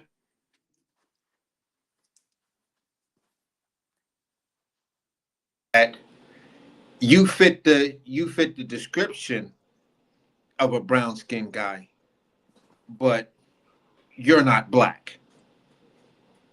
Most do. You're just not black. You feel what I'm saying? And then when you look at Cash Patel as being a brown man, no one in the Trump administration gets shitted on as much as Cash Patel. Like, if you look at the right wing talk, they're disgusted that Trump has this brown motherfucker in his administration, let alone his incompetency with the FBI. You'll see that in the video of the dude that I sent you. This dude ain't got no love for Cash Patel. He's like, I don't believe shit that's coming out of his face. And then when he links up with one of his other people, oh my God, they ain't got no love. Like they're disgusted at Trump for having Cash Patel there. They'll deal with Pam Bondi, they'll deal with Pete Hegseth, but it's like, the fuck is he doing there? Yeah, no, So a absolutely. DEI, the He's Trump like a black administration chocolate chip out. DEI is Cash Patel. So he needs to shut the F up when you're talking about DEIs and stuff like that. And Cash Patel, you're the Trump's administration DEI, bro. Shut up. No, absolutely. And I get tired of seeing and hearing that motherfucker. One day he's gonna get drop kicked by Trump, and it's just gonna be beautiful. It's gonna be like ice cream on a hot day to just think about the misery that he's gone through after he bent over and opened himself up for Trump to violate him. It's gonna be a beautiful day when that happens to him. And you know what? And my brother B3 might say that I'm rooting against the darker man. Good. I can't stand Cash Patel. I hope he goes straight to hell. Um, we're gonna move on from the Nazis though. I think we've already covered that. And let's move on to corruption, corruption, corruption. So a wild ass story came out this week. Let me put the headline up. It was broken by the New York Times. Trump demands 200 he demands the Justice Department to pay him $230 million for the past cases that the DOJ brought against him. He wants $250 million of taxpayer money. So let's get into it. It says President Trump is demanding that the Justice Department pay him $250 million in compensation for federal investigations into him, according to people familiar with the matter, who added that any settlement might be ultimately approved by senior department officials who defended him or those in his orbit. So those senior department officials, those are his lawyers. Those are literally his personal lawyers. The situation has no parallel in American history as Mr. Trump, a presidential candidate, was pursued by federal law enforcement and eventually won the election, taking over the very government that must now review his claims. It is also the starkest example of yet potential ethical conflicts created by installing the president's former lawyers atop the Justice Department. This is a quote coming from Donald Trump, and I mean, he just sounds like a meandering fucking idiot. Like, I can't stand to listen to. He says, "quote I have a lawsuit that was doing very well, and when I became president, I said I'm sort of suing myself." Mr. Trump said, adding, "It sort of looks bad. I'm suing myself, right? So I don't know, but that was a lawsuit that was It was very strong, very powerful, very high energy. Administrative claims are not technically lawsuits. Such complaints are submitted to the Justice Department on what is called a Standard Form 95, which AC can get into that after I'm done, to see if a settlement can be reached without a lawsuit in federal court. If the department formally rejects such a claim or declines to act on it, a person could then sue in court. Still, that is an unlikely outcome, as in this instant, given that Mr. Trump is already negotiating with his subordinates. According to the Justice Department manual, settlements of claims against the department for more than $4 million, quote, must be approved by the Deputy Attorney General or Associate Attorney General, meaning the person who oversees the agency's civil division. Keep in mind, the Deputy Attorney General is Todd Blanche, Donald Trump's former lawyer. So essentially, Donald Trump is directing the federal government to pay him $250 million in taxpayer money. When asked about it, Trump said if he did receive the money, he might give it to charity. This also comes on the heels of the $300 million demolition of the White House and the East Wing. And the Washington Post and the New York Times, they recently broke a story this week about Kristi Noem. The Coast Guard bought DHS Secretary Kristi Noem. Let me put this hose, or excuse me, let me put this bitch picture up on the screen for her. This is her right here, playing dress up. The Coast Guard bought this lady $200 million. They bought her two private jets, and they are and the cost amount to $200 million. Just corruption of nothing I've ever seen before. Like, this is like nothing I have ever fucking seen before in my entire life. And now that the Coast Guard, while it's true, they were asking for a new private jet. They said we only needed $50 million to get this private jet. This bitch went over the budget by $150 million. So I'm gonna come to AC first. AC, we chopped it up about this a little bit yesterday over the phone. What's your thoughts and what's your reaction? Well, it's this lawsuit right there is more informative than the outrage that's being produced by it, in my opinion.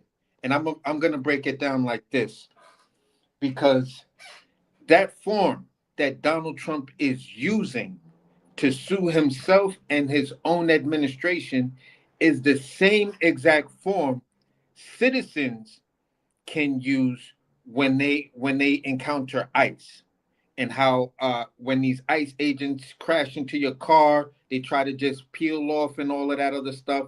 If you have the proof, you have everything that happened, use that same form. That's the form you use. The standard, it's called a standard form 95. So you use that standard form 95, and you're informing the federal government that you're suing them because these events happened on this day. You was assaulted, or whatever the case may be. You were unfairly treated. It was malicious. However you wanna state it. And then within that form, I guess you would put in the amount of punitive damages that you're seeking. Now, we all know in these type of cases, you can put $5 million down, but you may only win 500,000, or you may win $1 million, or you may win the whole 5 million. You feel what I'm saying? But if you want to really defund and have the questions going on about how you get at ICE, you use the same mechanism Trump is using to steal money from American citizens. From me And and you and B3. exactly. So at the end of the day, if we all understand what's going on now, if everybody, and here's the math on it, if you sue at Donald Trump's rate, and as frivolous as his bullshit is, because a real grand jury, real lawyers, real judges, these all court cases were real and done by top prosecutors, not the bullshit that's going on right now, where he's trying to weaponize the Justice Department by using an insurance lawyer. So what Donald Trump faced is legitimate, but he's filing this frivolous suit. what Americans can do, and you only need 4 to 5, and you're gonna break $1 billion. If you just use 4, you're gonna break $1 billion. You feel what I'm saying? So 5, 10 people that Marky brought it up when we was talking about it. That whole apartment building, even the kids have the right to sue because their parents will sign off on that lawsuit. So I'm suing you, and my child is suing you, and we're suing you differently. So at the end of the day, boom, you get what you get from the case, but the punitive damages, as it appears and as it will look, they'll be like, why is ICE being sued for billions and billions of dollars? And that'll slow them dudes down. That'll slow a lot of dumb things that Donald Trump is trying to do down, because now citizens have a weapon. We all have a weapon. That's standard form 95. So that's why, for me, I'm like, bro, you are stupid, because you just revealed a tool that I probably would guess 100% of Americans don't know about, because I never knew about anything like this. That you just put a weapon in every citizen's hands when it comes down to who you want to federalize and where you're going to send them. No, absolutely. Yeah, this could definitely be a tool put into the hands of people who are abused by ICE. B3 Shelton Moore. Matter of fact, I'm not sure if I even showed y'all this clip. I'm gonna just play it quickly. This is an example of what AC is talking about when he says you can go to the federal government with a standard form 95 and say, listen, if you don't fucking pay me, I'm taking this shit to court and I'm gonna win. I'm gonna show you one of these examples. Yeah! Hit and run! Hit and run! That's a hit and run! Hit and run! Hit and run! That's a hit and run! Hit and run! Hit and run! Look, hey, watch out with that weapon! That weapon! Yo, watch out! What's wrong with you? You hit it! You hit her! Yo! What's wrong? You hit her! You hit her! You guys hit her! You guys hit her! What's wrong with y'all? Y'all bust a whole U-turn in the middle of the street! Y'all hit her! Y'all on camera! Leave her alone! She ain't even do shit! She trying to go to work! She's trying to go to work! What the fuck? No, what? Y'all some crazy. Y'all got no heart, for real. No heart. No heart. She's a female. You guys hit her. How you guys gonna arrest her? I ain't gonna bother to play the rest of the clip. It's very graphic and very upsetting, but they took that lady away. They released her later, but you see right there, that's an example what AC is talking about. You could take a standard form 95 to the government and say, nigga, I want $20 million. If you don't give me that shit, I'm taking you to court. And you're gonna lose. Yep. But let me come to B3. B3, what's your reaction to Donald Trump? It looks like he's about to pay himself $230 million of yours, AC, and Shelton Moore's taxpayer dollars because he feels he was wounded by the federal investigations. Even though, by the way, the RNC paid all his legal fees, as well as what AC just mentioned about this standard form 95. It could be a tool to repel these ICE attacks against citizens. So he got off on the federal charges. They got a drop. Well, what happened is they were going to go after him for the classified documents that he had in Mar-a-Lago, but he won the election. So he was going to take over the federal government. So at that point, they said, we can't really bring charges. Like, how are we going to, he's going to be the sitting president by January 20th. And we're probably going to be out of our jobs. So they dropped the charges. So they kept their job and dropped the charges. No. They lost their jobs and dropped the charges. Yeah, most of them just resigned. Once the charges were dropped, by that Florida judge because she stalled it out by questioning the special prosecutor. So I was talking about all of this other weird stuff was happening since Nixon, and I'll go into that a little bit later if we have time. But basically, the case was stalled out to this 6 months period, and once you got within that 6 months period, it was stalled out. Nothing was going to happen. Then he won the election.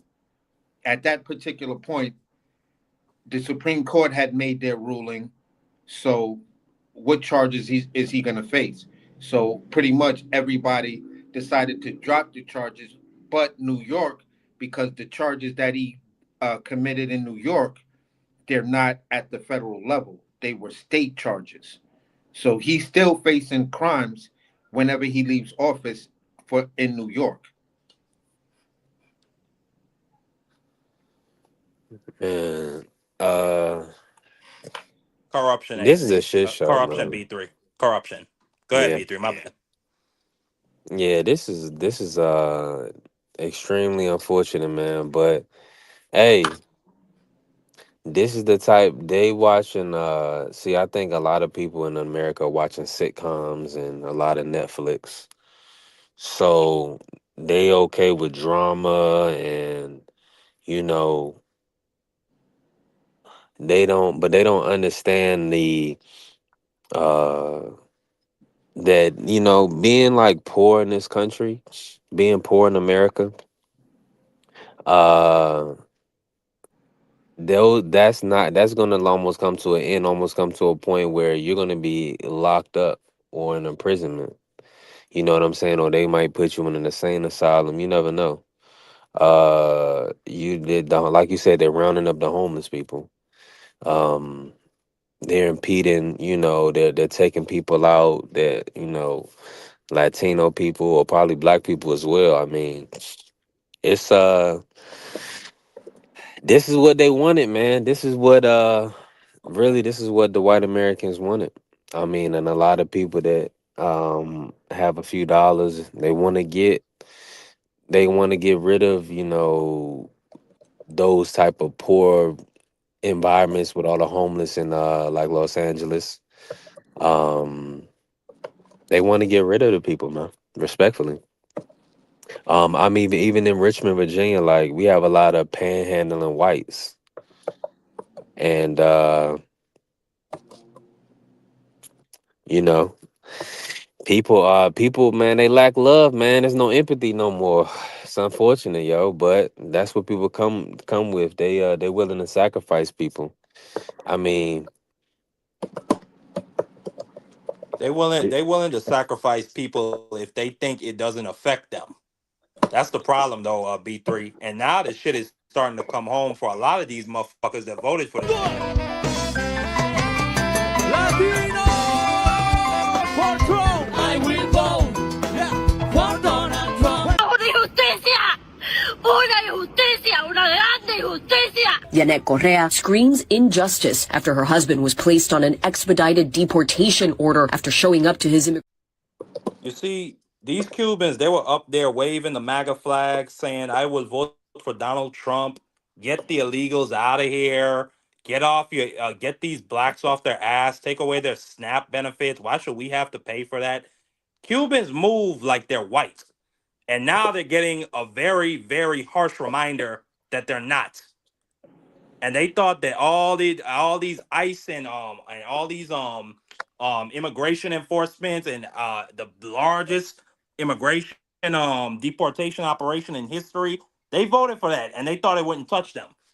That's what's happening to a lot of motherfuckers that voted for Trump now. And now your tax dollars are about to be stolen by this fat, enormous orange idiot. He's about to take $230 million of my taxpayer money, yours, AC's, all of us that we put into that shit. Sheldon Moore, I'm gonna come to you. What's your so how does reaction he to? hold on. So, and are they gonna approve this? I mean, it's pretty much already approved. The Deputy Attorney General, who was Donald Trump's personal attorney, Todd Oh, Blanche, that's it. is the Yeah, one who that's his has to people there. approve They it. stealing, man. These people are nuts, bro. They doing. They And really. the They really are. Republicans in Congress, they're not going to check them. B3.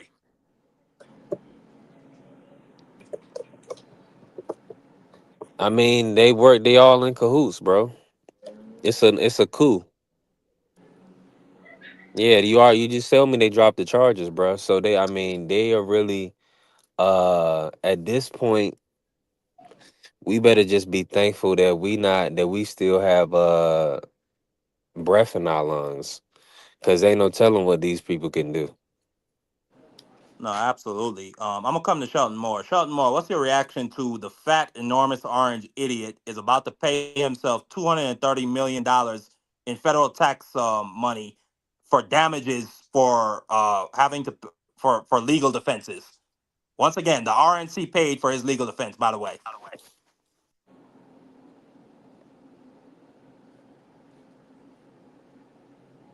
don't know if Shelton Moore can hear it. He might be What's on my mute. reaction to it? What's my reaction to it? Yeah, what's your reaction to it? It's expected. He's a thief. He's always been a thief. Name one business Donald Trump has had he's been successful in besides being president. And he ain't been successful doing that. Every business he's ever come in contact with or touched has went bankrupt. Am I right or wrong? Those are facts. He even bankrupted a casino, which was once thought impossible to do. Well, all So of his why? business deals since he's been president have actually paid off. Since he's been president, like Of All course, right, yeah, because he has the crypto has been successful for him since he because became idiots president. bought it. Number one, he got idiots that bought it. Number one. Number yeah, that two, he got non-sitting justices on the Supreme Court, and yep. he's got all the federal judges and circuit court judges in his pocket. So anything he shoots at the court system is going to pass.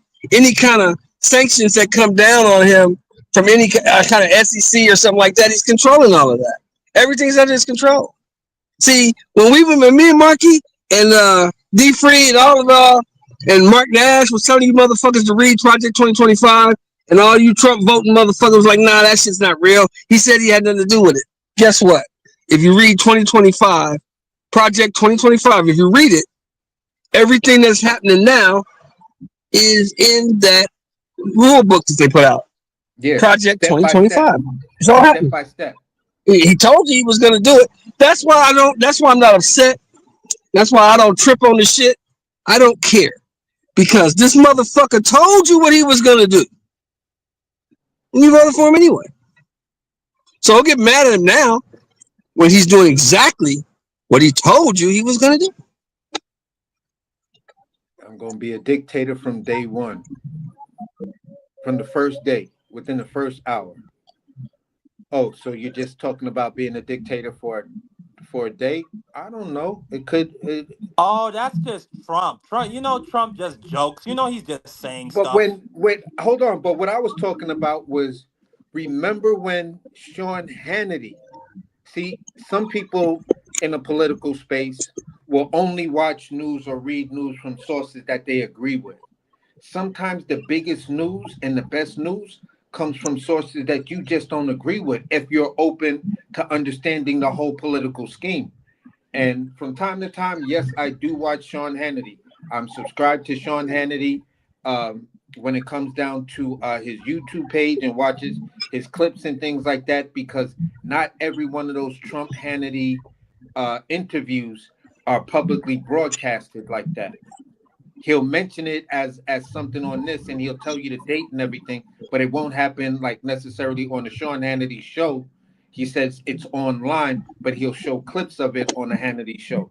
So the thing you watch online, Hannity asked him over and over again, was trying to grill him on saying, don't say it. Even if it's a day, let everybody know you're joking. Trump would not say, no, it's not a joke. It's something I'm seriously thinking about. Why wouldn't I? That was basically Trump's attitude, and everyone still said, oh, that's Trump being Trump. It's like, bro, that clip of him, Sean Hannity grilling him, was on damn near every progressive jump off. If you're a progressive, you didn't see that? If you're even a Trump supporter, you didn't see that. And then they had the comedians at the Trump rally saying, "Listen, Kamala Harris or Dictator Trump." Oh, Dictator Trump. Dictator Trump. Every last one of those Trump supporters went for Dictator Trump over Kamala Harris. It was like, well, I wouldn't want to deal with another term of Joe Biden, so I would definitely take Dictator Trump over Joe Biden or anybody that's whatever known with Joe Biden, whether that be Obama, Hillary Clinton, Kamala Harris, whoever. None of them libtards. And I was like, wow. I even asked a good friend of mine, like, he's my homie, but I'm just like, bro, you seriously telling me you would rather vote for Dictator Trump than this? Yeah. I said, bro, okay, we're gonna see how this thing age with you, my guy. Because I'm telling you, you're dead wrong. That's the same man that'll flip on you as soon as he get what he want out of you. No, but there's, and that's the thing about why I say America is going to a fascist moment, because it's not just Donald Trump and the people and the people in his administration who want this shit. There are actually, and we just talked about it with the young Republicans. And not only that, we saw that Jubilee video with Mehdi Hassan when he was when they said, "Oh, Mehdi Hassan versus 20 far right Republican." No, that was Mehdi Hassan versus 20 far right Nazis. And they were talking about, "I don't believe in democracy. I believe in autocracy." What? What the fuck are you doing in this country then? Yeah. What the fuck are you talking about? So wait, and then he says, "Well, I don't believe in the Constitution, but you believe in the Second Amendment, right?" Oh yeah. It's like, I don't even know. Like, I don't want these people know. Hold on, You went sorry, out. I got a phone call. But yeah, I don't want these people nowhere in my country. If I had the opportunity, to be a dictator for one day, I would get them the hell up out of here instantly. Those are people I would herd together and get them the hell out of here, because you are antithetical to everything I believe. You know what I'm saying? I'm a liberal. And I say that proudly. I believe in freedom. I believe if Shelton Moore wants to love somebody, he should love that person. If he wants to get a job, or excuse me, if he wants to be able to get a job, he should be given the same fair shake as anybody else. If that nigga wants to walk down the street and smoke a black, shouldn't nobody be able to walk up to him and harass him? That's what I believe. These motherfuckers believe something totally different. And I don't know where the fuck these people came from. But this is I'll why I tell you say where it's they a came fascist from. movement. Because what was going on in Nazi Germany is, they said, well, our situation is so bad, so fuck it. We'll just give up all our powers as the people and let Hitler fix everything. And now these people are gonna realize in the next year, we're fucking retards. This shit is even worse. Like, our electricity But bills are this is going up but this is because what you this gotta look at motherfucker, though. he's taxing solar panels, and he's tearing down windmills, and he's building coal plants, and he's subsidizing the oil industry. All of that shit is gonna cause all of our electric bills to go up. But not me. I already got my solar panels, so I ain't gotta worry about that shit. But this is just what I'm talking about. Like, I could go on for days. Like this Right. shit. I just really cannot believe these people are in charge of our country. Like, these are actual fascists. And I he's a just lame, went and to you those gotta Texas remember he's chains a lame before. duck. I'm He's just a going lame duck. now. He's out. He's about to take $230 million of the people's money and put it in his own Of pocket, course. like a king. He been doing that. Like it's his He own been doing bank that. account he could just pull from any fucking time, bro. I He just been can't doing believe that, Marky. that my Marky, they mother been doing that. ran from and I call it Nazi Grenada. If you really know what was going on in Grenada in the fucking 60s and the 70s, they had Mongoose Gang, which was the secret police, and they broke down my mother's door and snatched up her brother. And to this day, we still don't know if he's dead or alive. There was no record of them taking him. She ran from Grenada to come here to get a better chance. And this is the shit that's being visited upon us 50, 60 years later Yeah, after that. I mean, yeah, like, I'm just yeah. stunned, but like Sheldon Moore said, I shouldn't be stunned. I shouldn't be stunned. They said they were going to do this shit from Well, the you beginning. shouldn't be. They always been But let here. me move on They've always been here. to the next It's just that corruption before we Donald get out of Trump is here. now giving them a I voice. don't know if y'all remember He this just gave big them a fat voice. homosexual, what's his name, George Santos, who Yeah. was convicted for all types of shit. He was, or excuse me, he pled guilty to why, or I should start out saying he was a Republican congressman who was then outed for just being an unadulterated liar. Like he lied about his education background. He lied about his service background, being a volunteer. Somebody in the private chat. Hold on 1 second. Oh, no problem, B3. Go ahead, man. Thank you so much for pulling up, B3. I appreciate you so much, my brother. But this big fat pussy on the screen right here, he was, like I just said, he was found to have lied about his complete background to get himself elected, pled guilty to wire fraud, aggravated identity theft, unemployment fraud, false statements, and he was sentenced to 7 years in prison. Agreed to pay $600,000 in restitution to the victims, and Trump commuted the sentence and said, "You don't got to pay shit, my nigga. Don't even worry about it." Yeah, but Then he further pardoned this motherfucker right here. This guy named Chao Ping Zhao, who was the founder of Binance, which was a crypto currency exchange. And it was found that he basically turned a blind eye to Hamas and Al Qaeda using his platform to launder money to their groups out there. And now they're free. And people are speculating that this motherfucker however you say his name, I'm gonna just call him Zhao. They're saying that he probably bought millions of dollars worth of World Liberty Financial coin, which is the coin that Donald Trump owns, or I should say Donald Trump's family owns 70% of. AC, any reactions to the pardons of the big fat pussy and Mr. Zhao? Yeah, definitely. But real fast, I just wanted to say this one thing. When you asked the question, how did we get here and stuff like that, when you're talking about all of this craziness in the White House, the seed was already planted with the Tea Party because the Republican Yo, Party. AC, can you hear me? Yeah, I can hear you. You can't hear me? Yeah, I can hear you. Go ahead. Go ahead.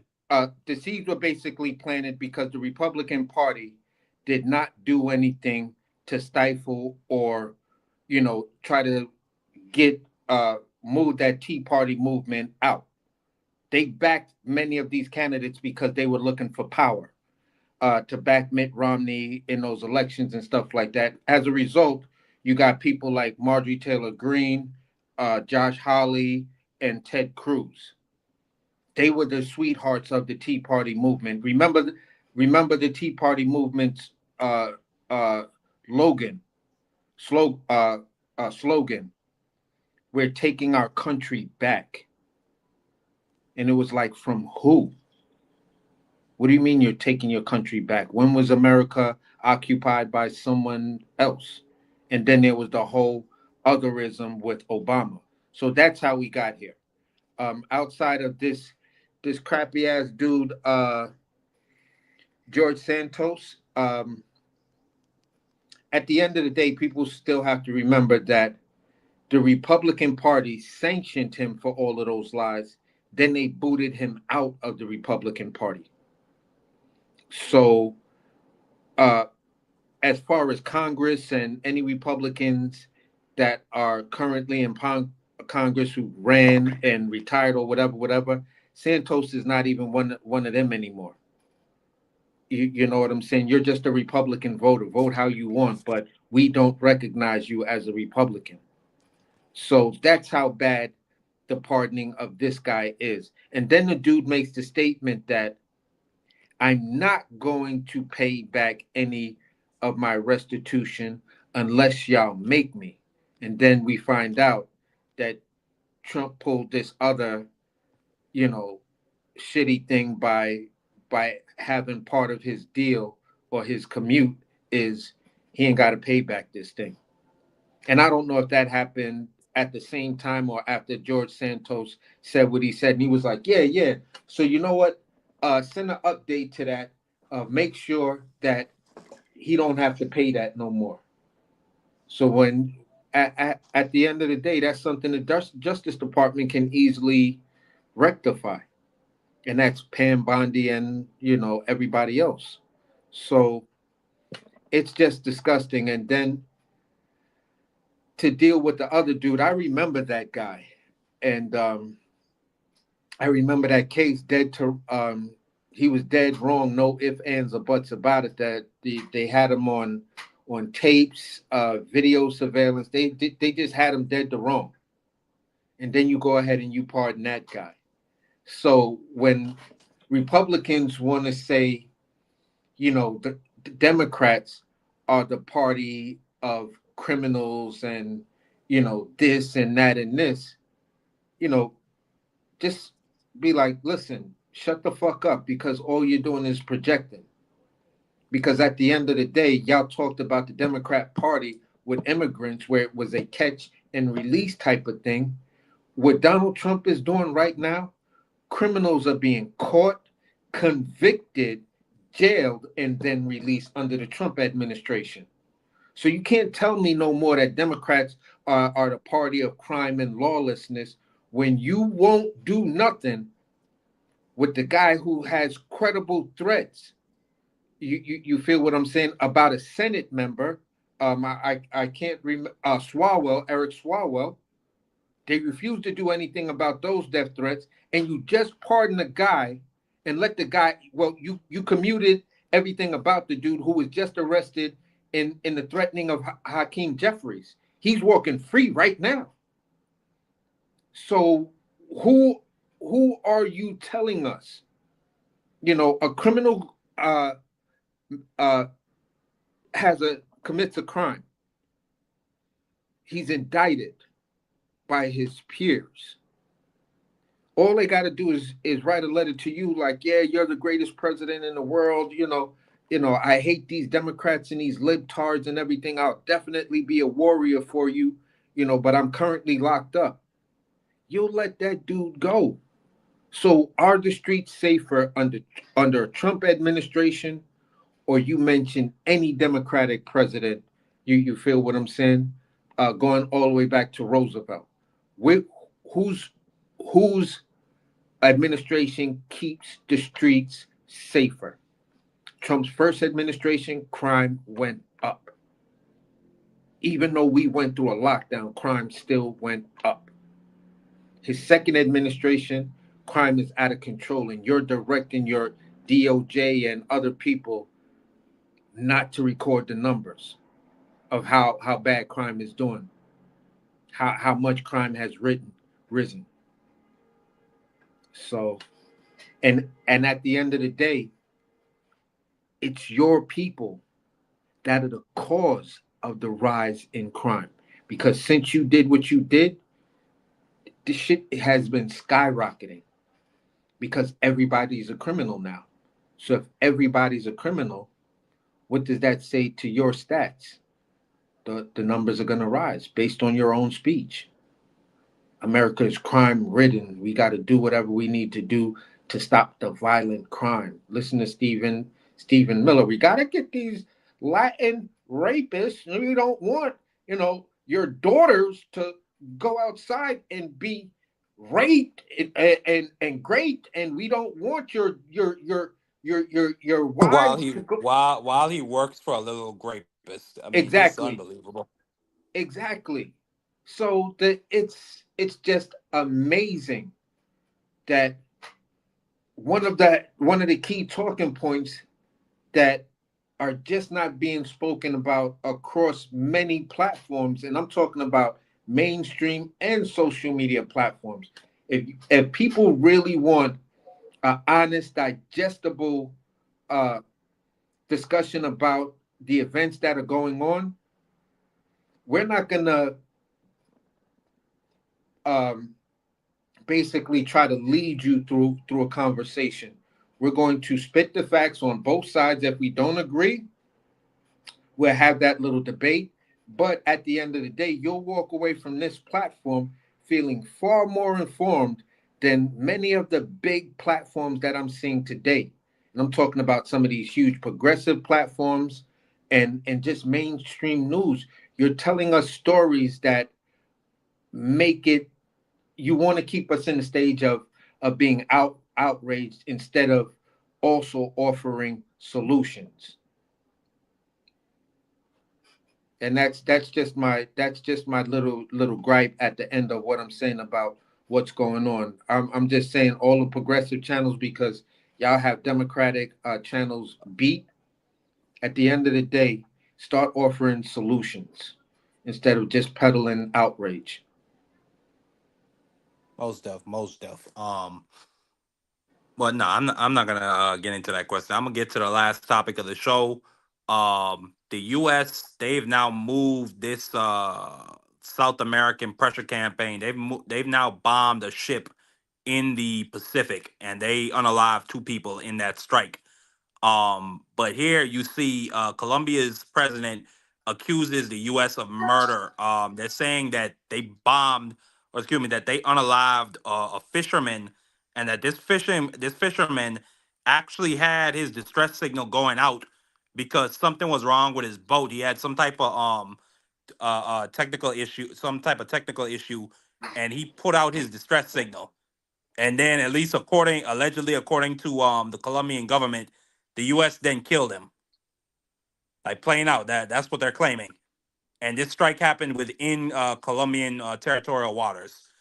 Uh, Not only that, within recent weeks, the admiral, who I cannot think of his name right now, but he was a brother. He resigned straight up, and then this news about the from the Colombian government came out.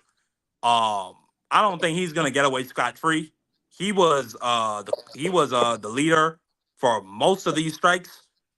I expect him at least some point in the future, not currently, but some point in the future, maybe when Democrats win back power, to be called before the Senate to be deposed, or before the House or the Senate, anywhere to be deposed, and to be asked about the legality of these strikes and what was his opinion on it. What was his and did he resign because he was given an illegal order to unalive somebody who was not a drug boat. But AC, let me get your final thoughts on the situation going on down there. It seems to just get worse and worse every day. The bodies keep piling. There's also a claim being coming out from a family in Trinidad that's saying that their son, who was a fisherman, was killed in one of these U.S. strikes. Yeah, was it Admiral Alvin Halsey? That's who you're talking Yes, about? yes, yes. All right, because I just Googled it so we could put his name out there. But ask me the question again. No, well, what's your reaction to the situation going on down there in the Caribbean and now in the Pacific? Well, I'm gonna say it the way we were talking behind the scenes, and you've never showed proof of any of the Venezuelan boats. You feel what I'm saying? You've never showed proof that those were actual drug dealers or X, Y, and Z. You feel what I'm saying? So you some people may think that it's plausible, but you're on a small boat.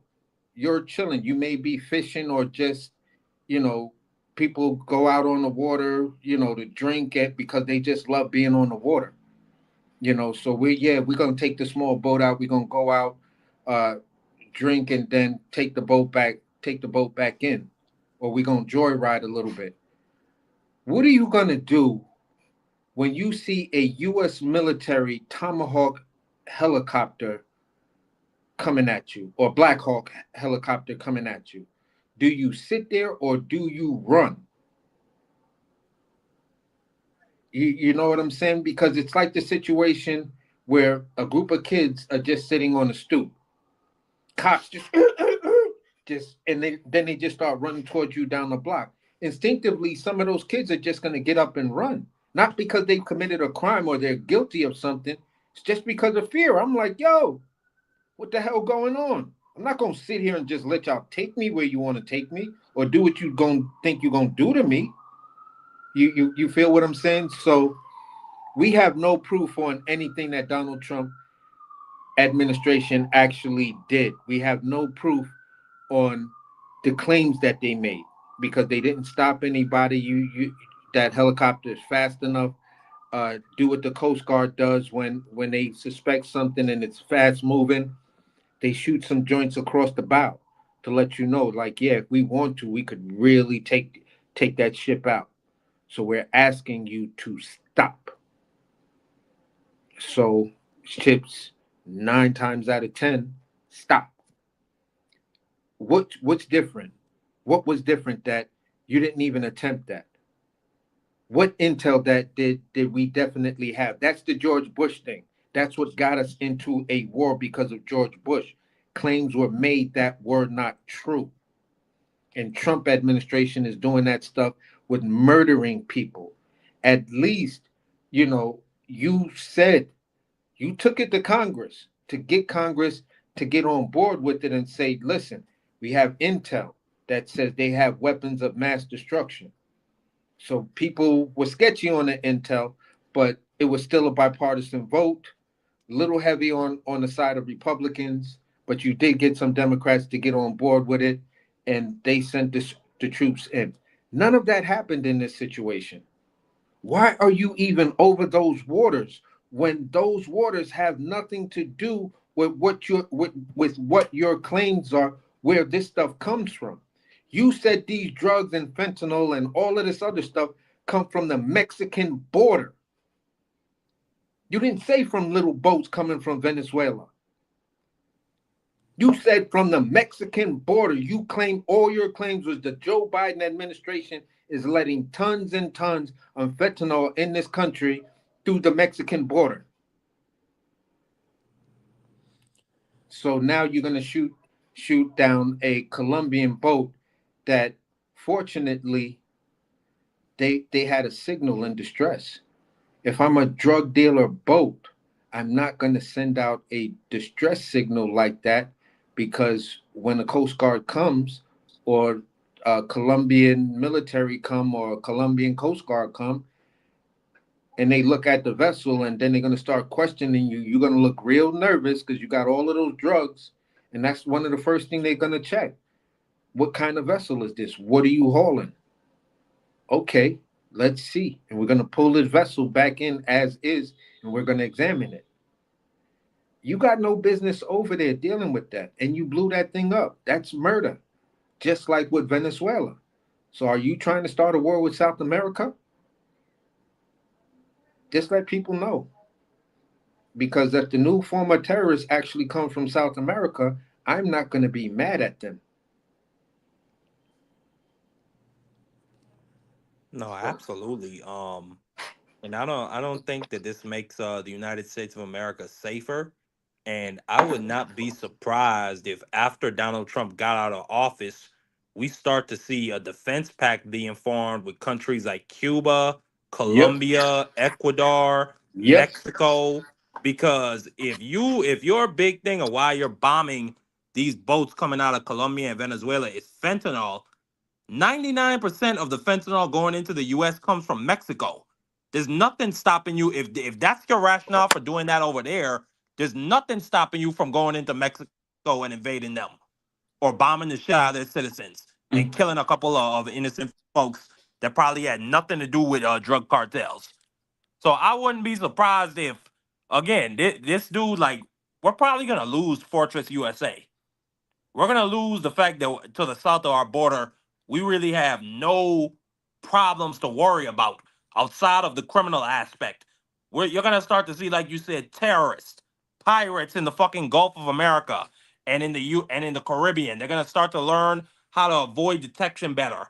And they're Yep. probably going to start kidnapping American citizens to use as human shields. So you Look at can't just bomb the fuck out of them anytime. during the Vietnam and Cambodian occupations of America, and even what Native Americans were doing, especially my tribe. I read about this and wrote about this in high school. You would be able to, take a small type of canoe, but it's sturdy. It's built for the bigger waves, right? And they would be able to take these canoes that can't be detected on radar because it's not running through any sort of electricity. Now, this was a tactic I'm talking about also used in Cambodia and Vietnam. And they would go out and find the big aircraft carriers and the ships that were bringing in the helicopters and all of that stuff. And they would place explosives on it and then swim away. And the explosives would go off and it would sink ships. America didn't want to, the American naval fleet at that time didn't want to have the impression, because that war was all optics. So they didn't want to have that impression that this these simple people were actually sinking major crafts, like major ships and stuff like that, because they were in crafts that didn't have an engine, so you can't hear them. They're dressed in black, or they know how to camouflage themselves in the water, because these are water people. They grew up on the water. They can swim and dive in ways that we can't. You feel what I'm saying? So Yeah. it's many things like that. And this was a tactic that Native Americans were doing up and down the East Coast.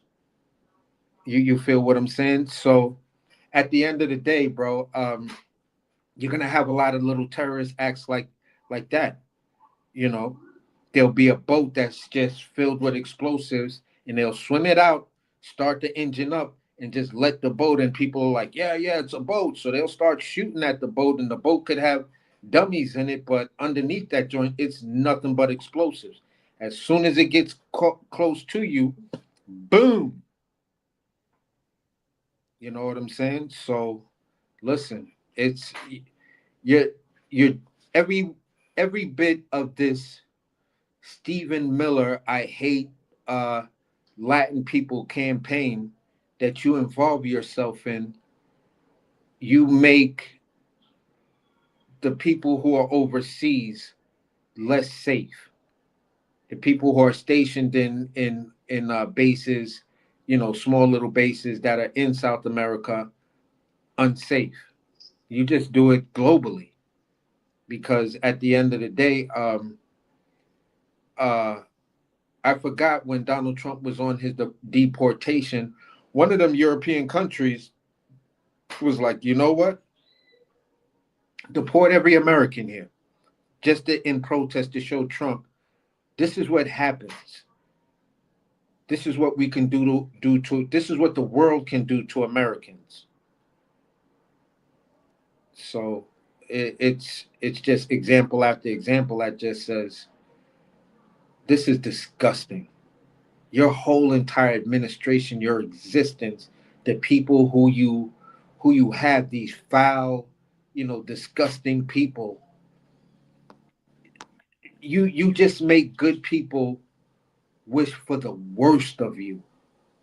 Like in your situation, you know, I'm trying to think of which one of those French monarchs, went to the guillotine, and him, his wife. I believe you're thinking of King Louis the 16th. Yeah, like the entire family went to the guillotine, and the people cheered it. No, It I mean those French monarch, they were fucking wicked. Like I feel like because we've lived for the past maybe for the past 100 or so years, the rest of the world has been moving towards liberal democracy, especially when you see places like England. They eventually moved to the Commonwealth system, and they took power away from their monarchs and put it into the parliament. Um, I mean, this stuff is pretty new, AC. Like literally 150 years ago, monarchies ruled the entire world, and the people were fucking dirt to them. And that's how those French people looked at those fucking people. And when the monarchy tried to come back, they were chopping people's heads off. They were executing entire villages. And then those people got back at they rounded they picked up their own weapons and chased them off again. And they fucking chopped off the head. I'm trying to think of the name of the dude. They had a whole episode in Horatio Hornblower about, I can't think of his name. But that's the type of people they were. And that's the type of people we're fucking dealing with now. They don't give a fuck. They're just smart enough to know they can't explicitly say it. Yeah, but the But thing I'm saying is Americans, for the most part, are the people are built and it's inherited in the American ethos of being revolutionaries. We fight for the injustice. Look at through American history. we Every are the injustice. injustice. We Yeah, but are the fucking injustice in now. many instances, the government and government policies were the injustice, but it was always the citizens at the end of the day, which were the checks and balances. Like we elected you, but we didn't elect you for this bullshit. We put you in power, but you are fucking nuts right now. You are out of control. You feel what I'm saying? Um, and we've just seen situations like that throughout American history. You feel what I'm saying? Because it was many of the citizens who were like, no, these indigenous people are good. Why are you trying to eradicate them? What is this genocide of indigenous people? Which then made the government change its policy to say, okay, we won't eradicate you. We will put you on a reservation and we'll give you, and as each state uh, made its treaty, certain things the indigenous people were able to capitalize on and say, okay, if we're forced to live the white man's life and follow the white man's rules and things like that, then at the end of the day, this is what we want, X, Y, and Z. So for me, it's always been the people.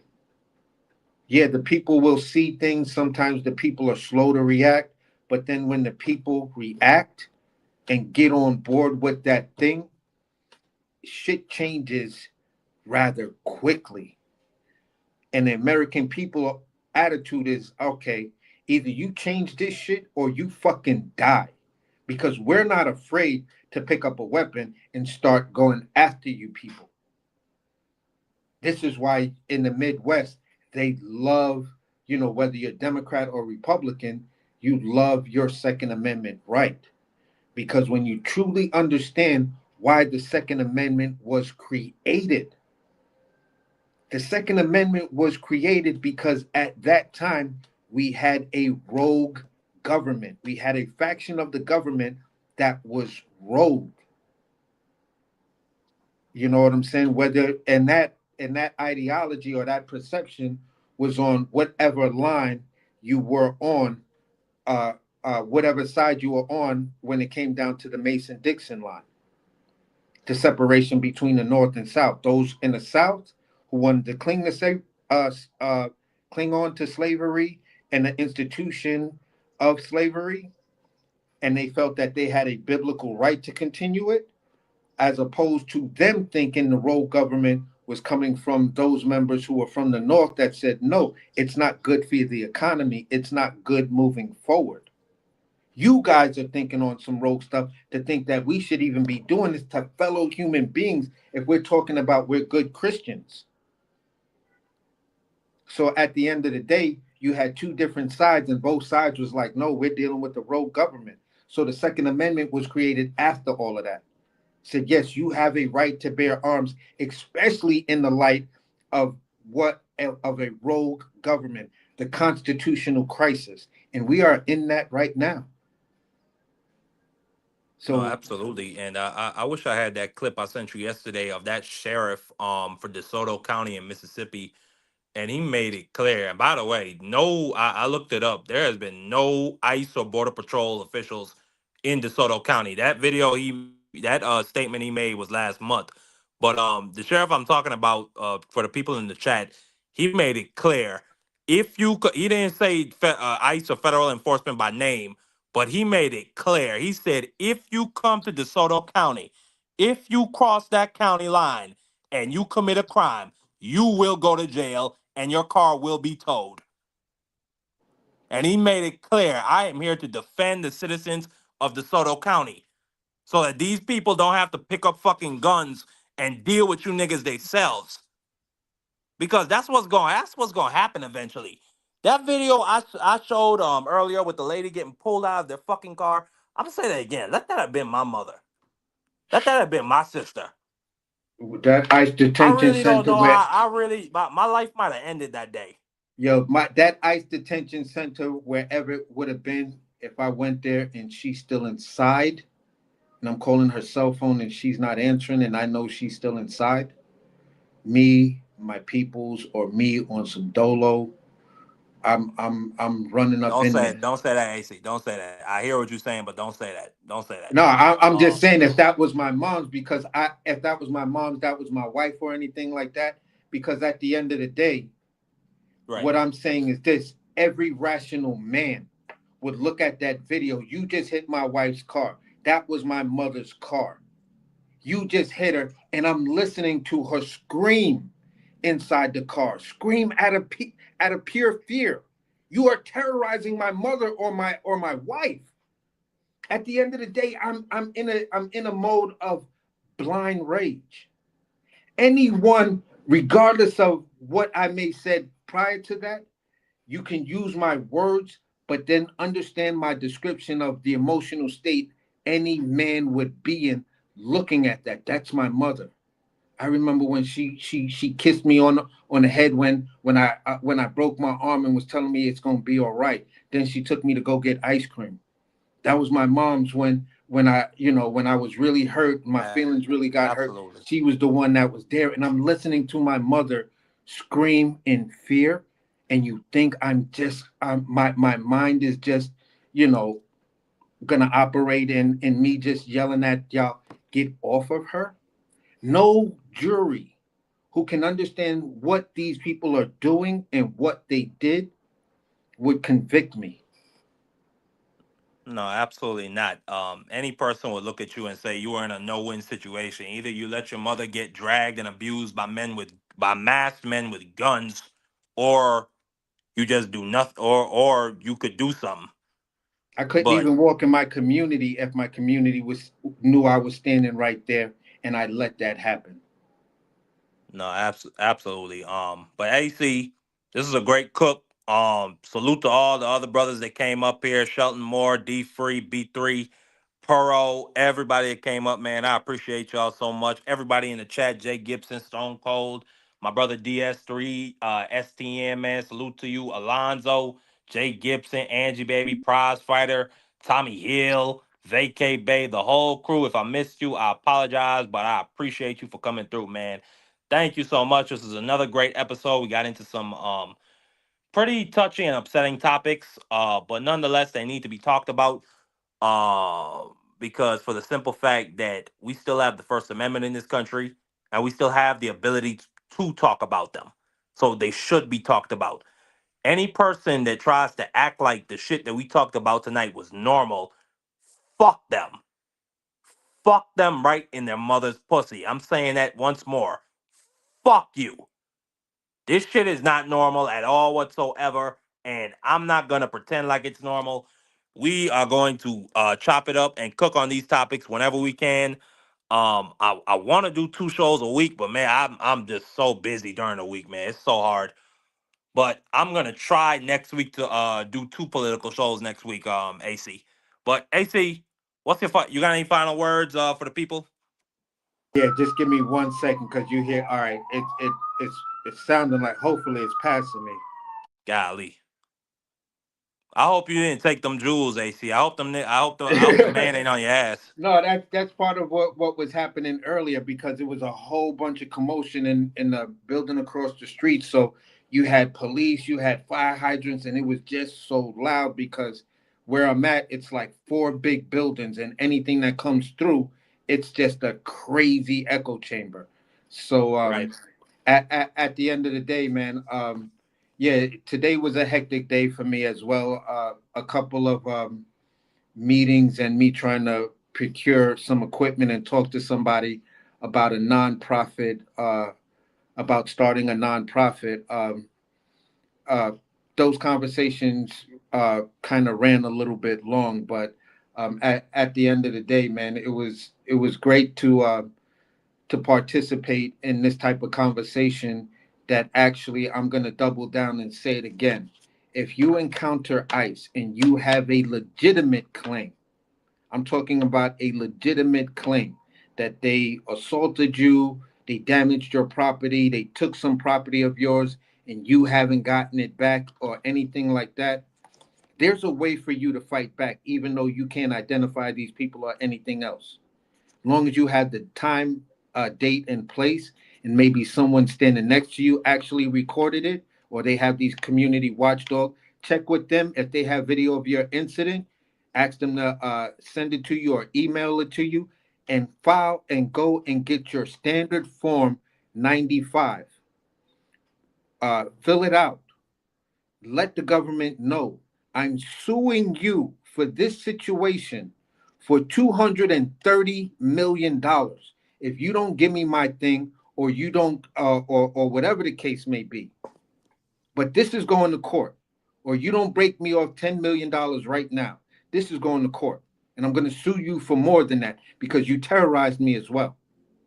So at the end of the day, any encounter with ICE in any form can be classified as a terroristic act based on the number of crimes that they're doing and the recklessness that they're doing. So file for your standard form 95. Fight back by making this administration pay. And once they start to pay, they're going to be like, oh man, I think we're losing this battle. And how they pay, it won't be it'll happen in your state. So that federal case will happen in the federal court in your state, because you have to file these type of things in the state that you are, the state that you're in. So remember that. That's an important tool for us based on the stupid lawsuit that Trump is going to get $230 million from every taxpayer. Fight back using that same weapon he just abused. And that's where I end off. Yes, sir, AC. Thank you once again, my brother, for coming up. And we out. Larry, what the hell are you doing? Larry! Larry, you can't just... Oh, Larry! Oh, are you all right? How did... Larry!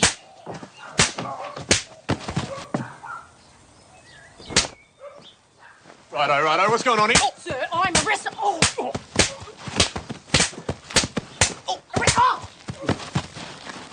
I don't want peace. I want problems.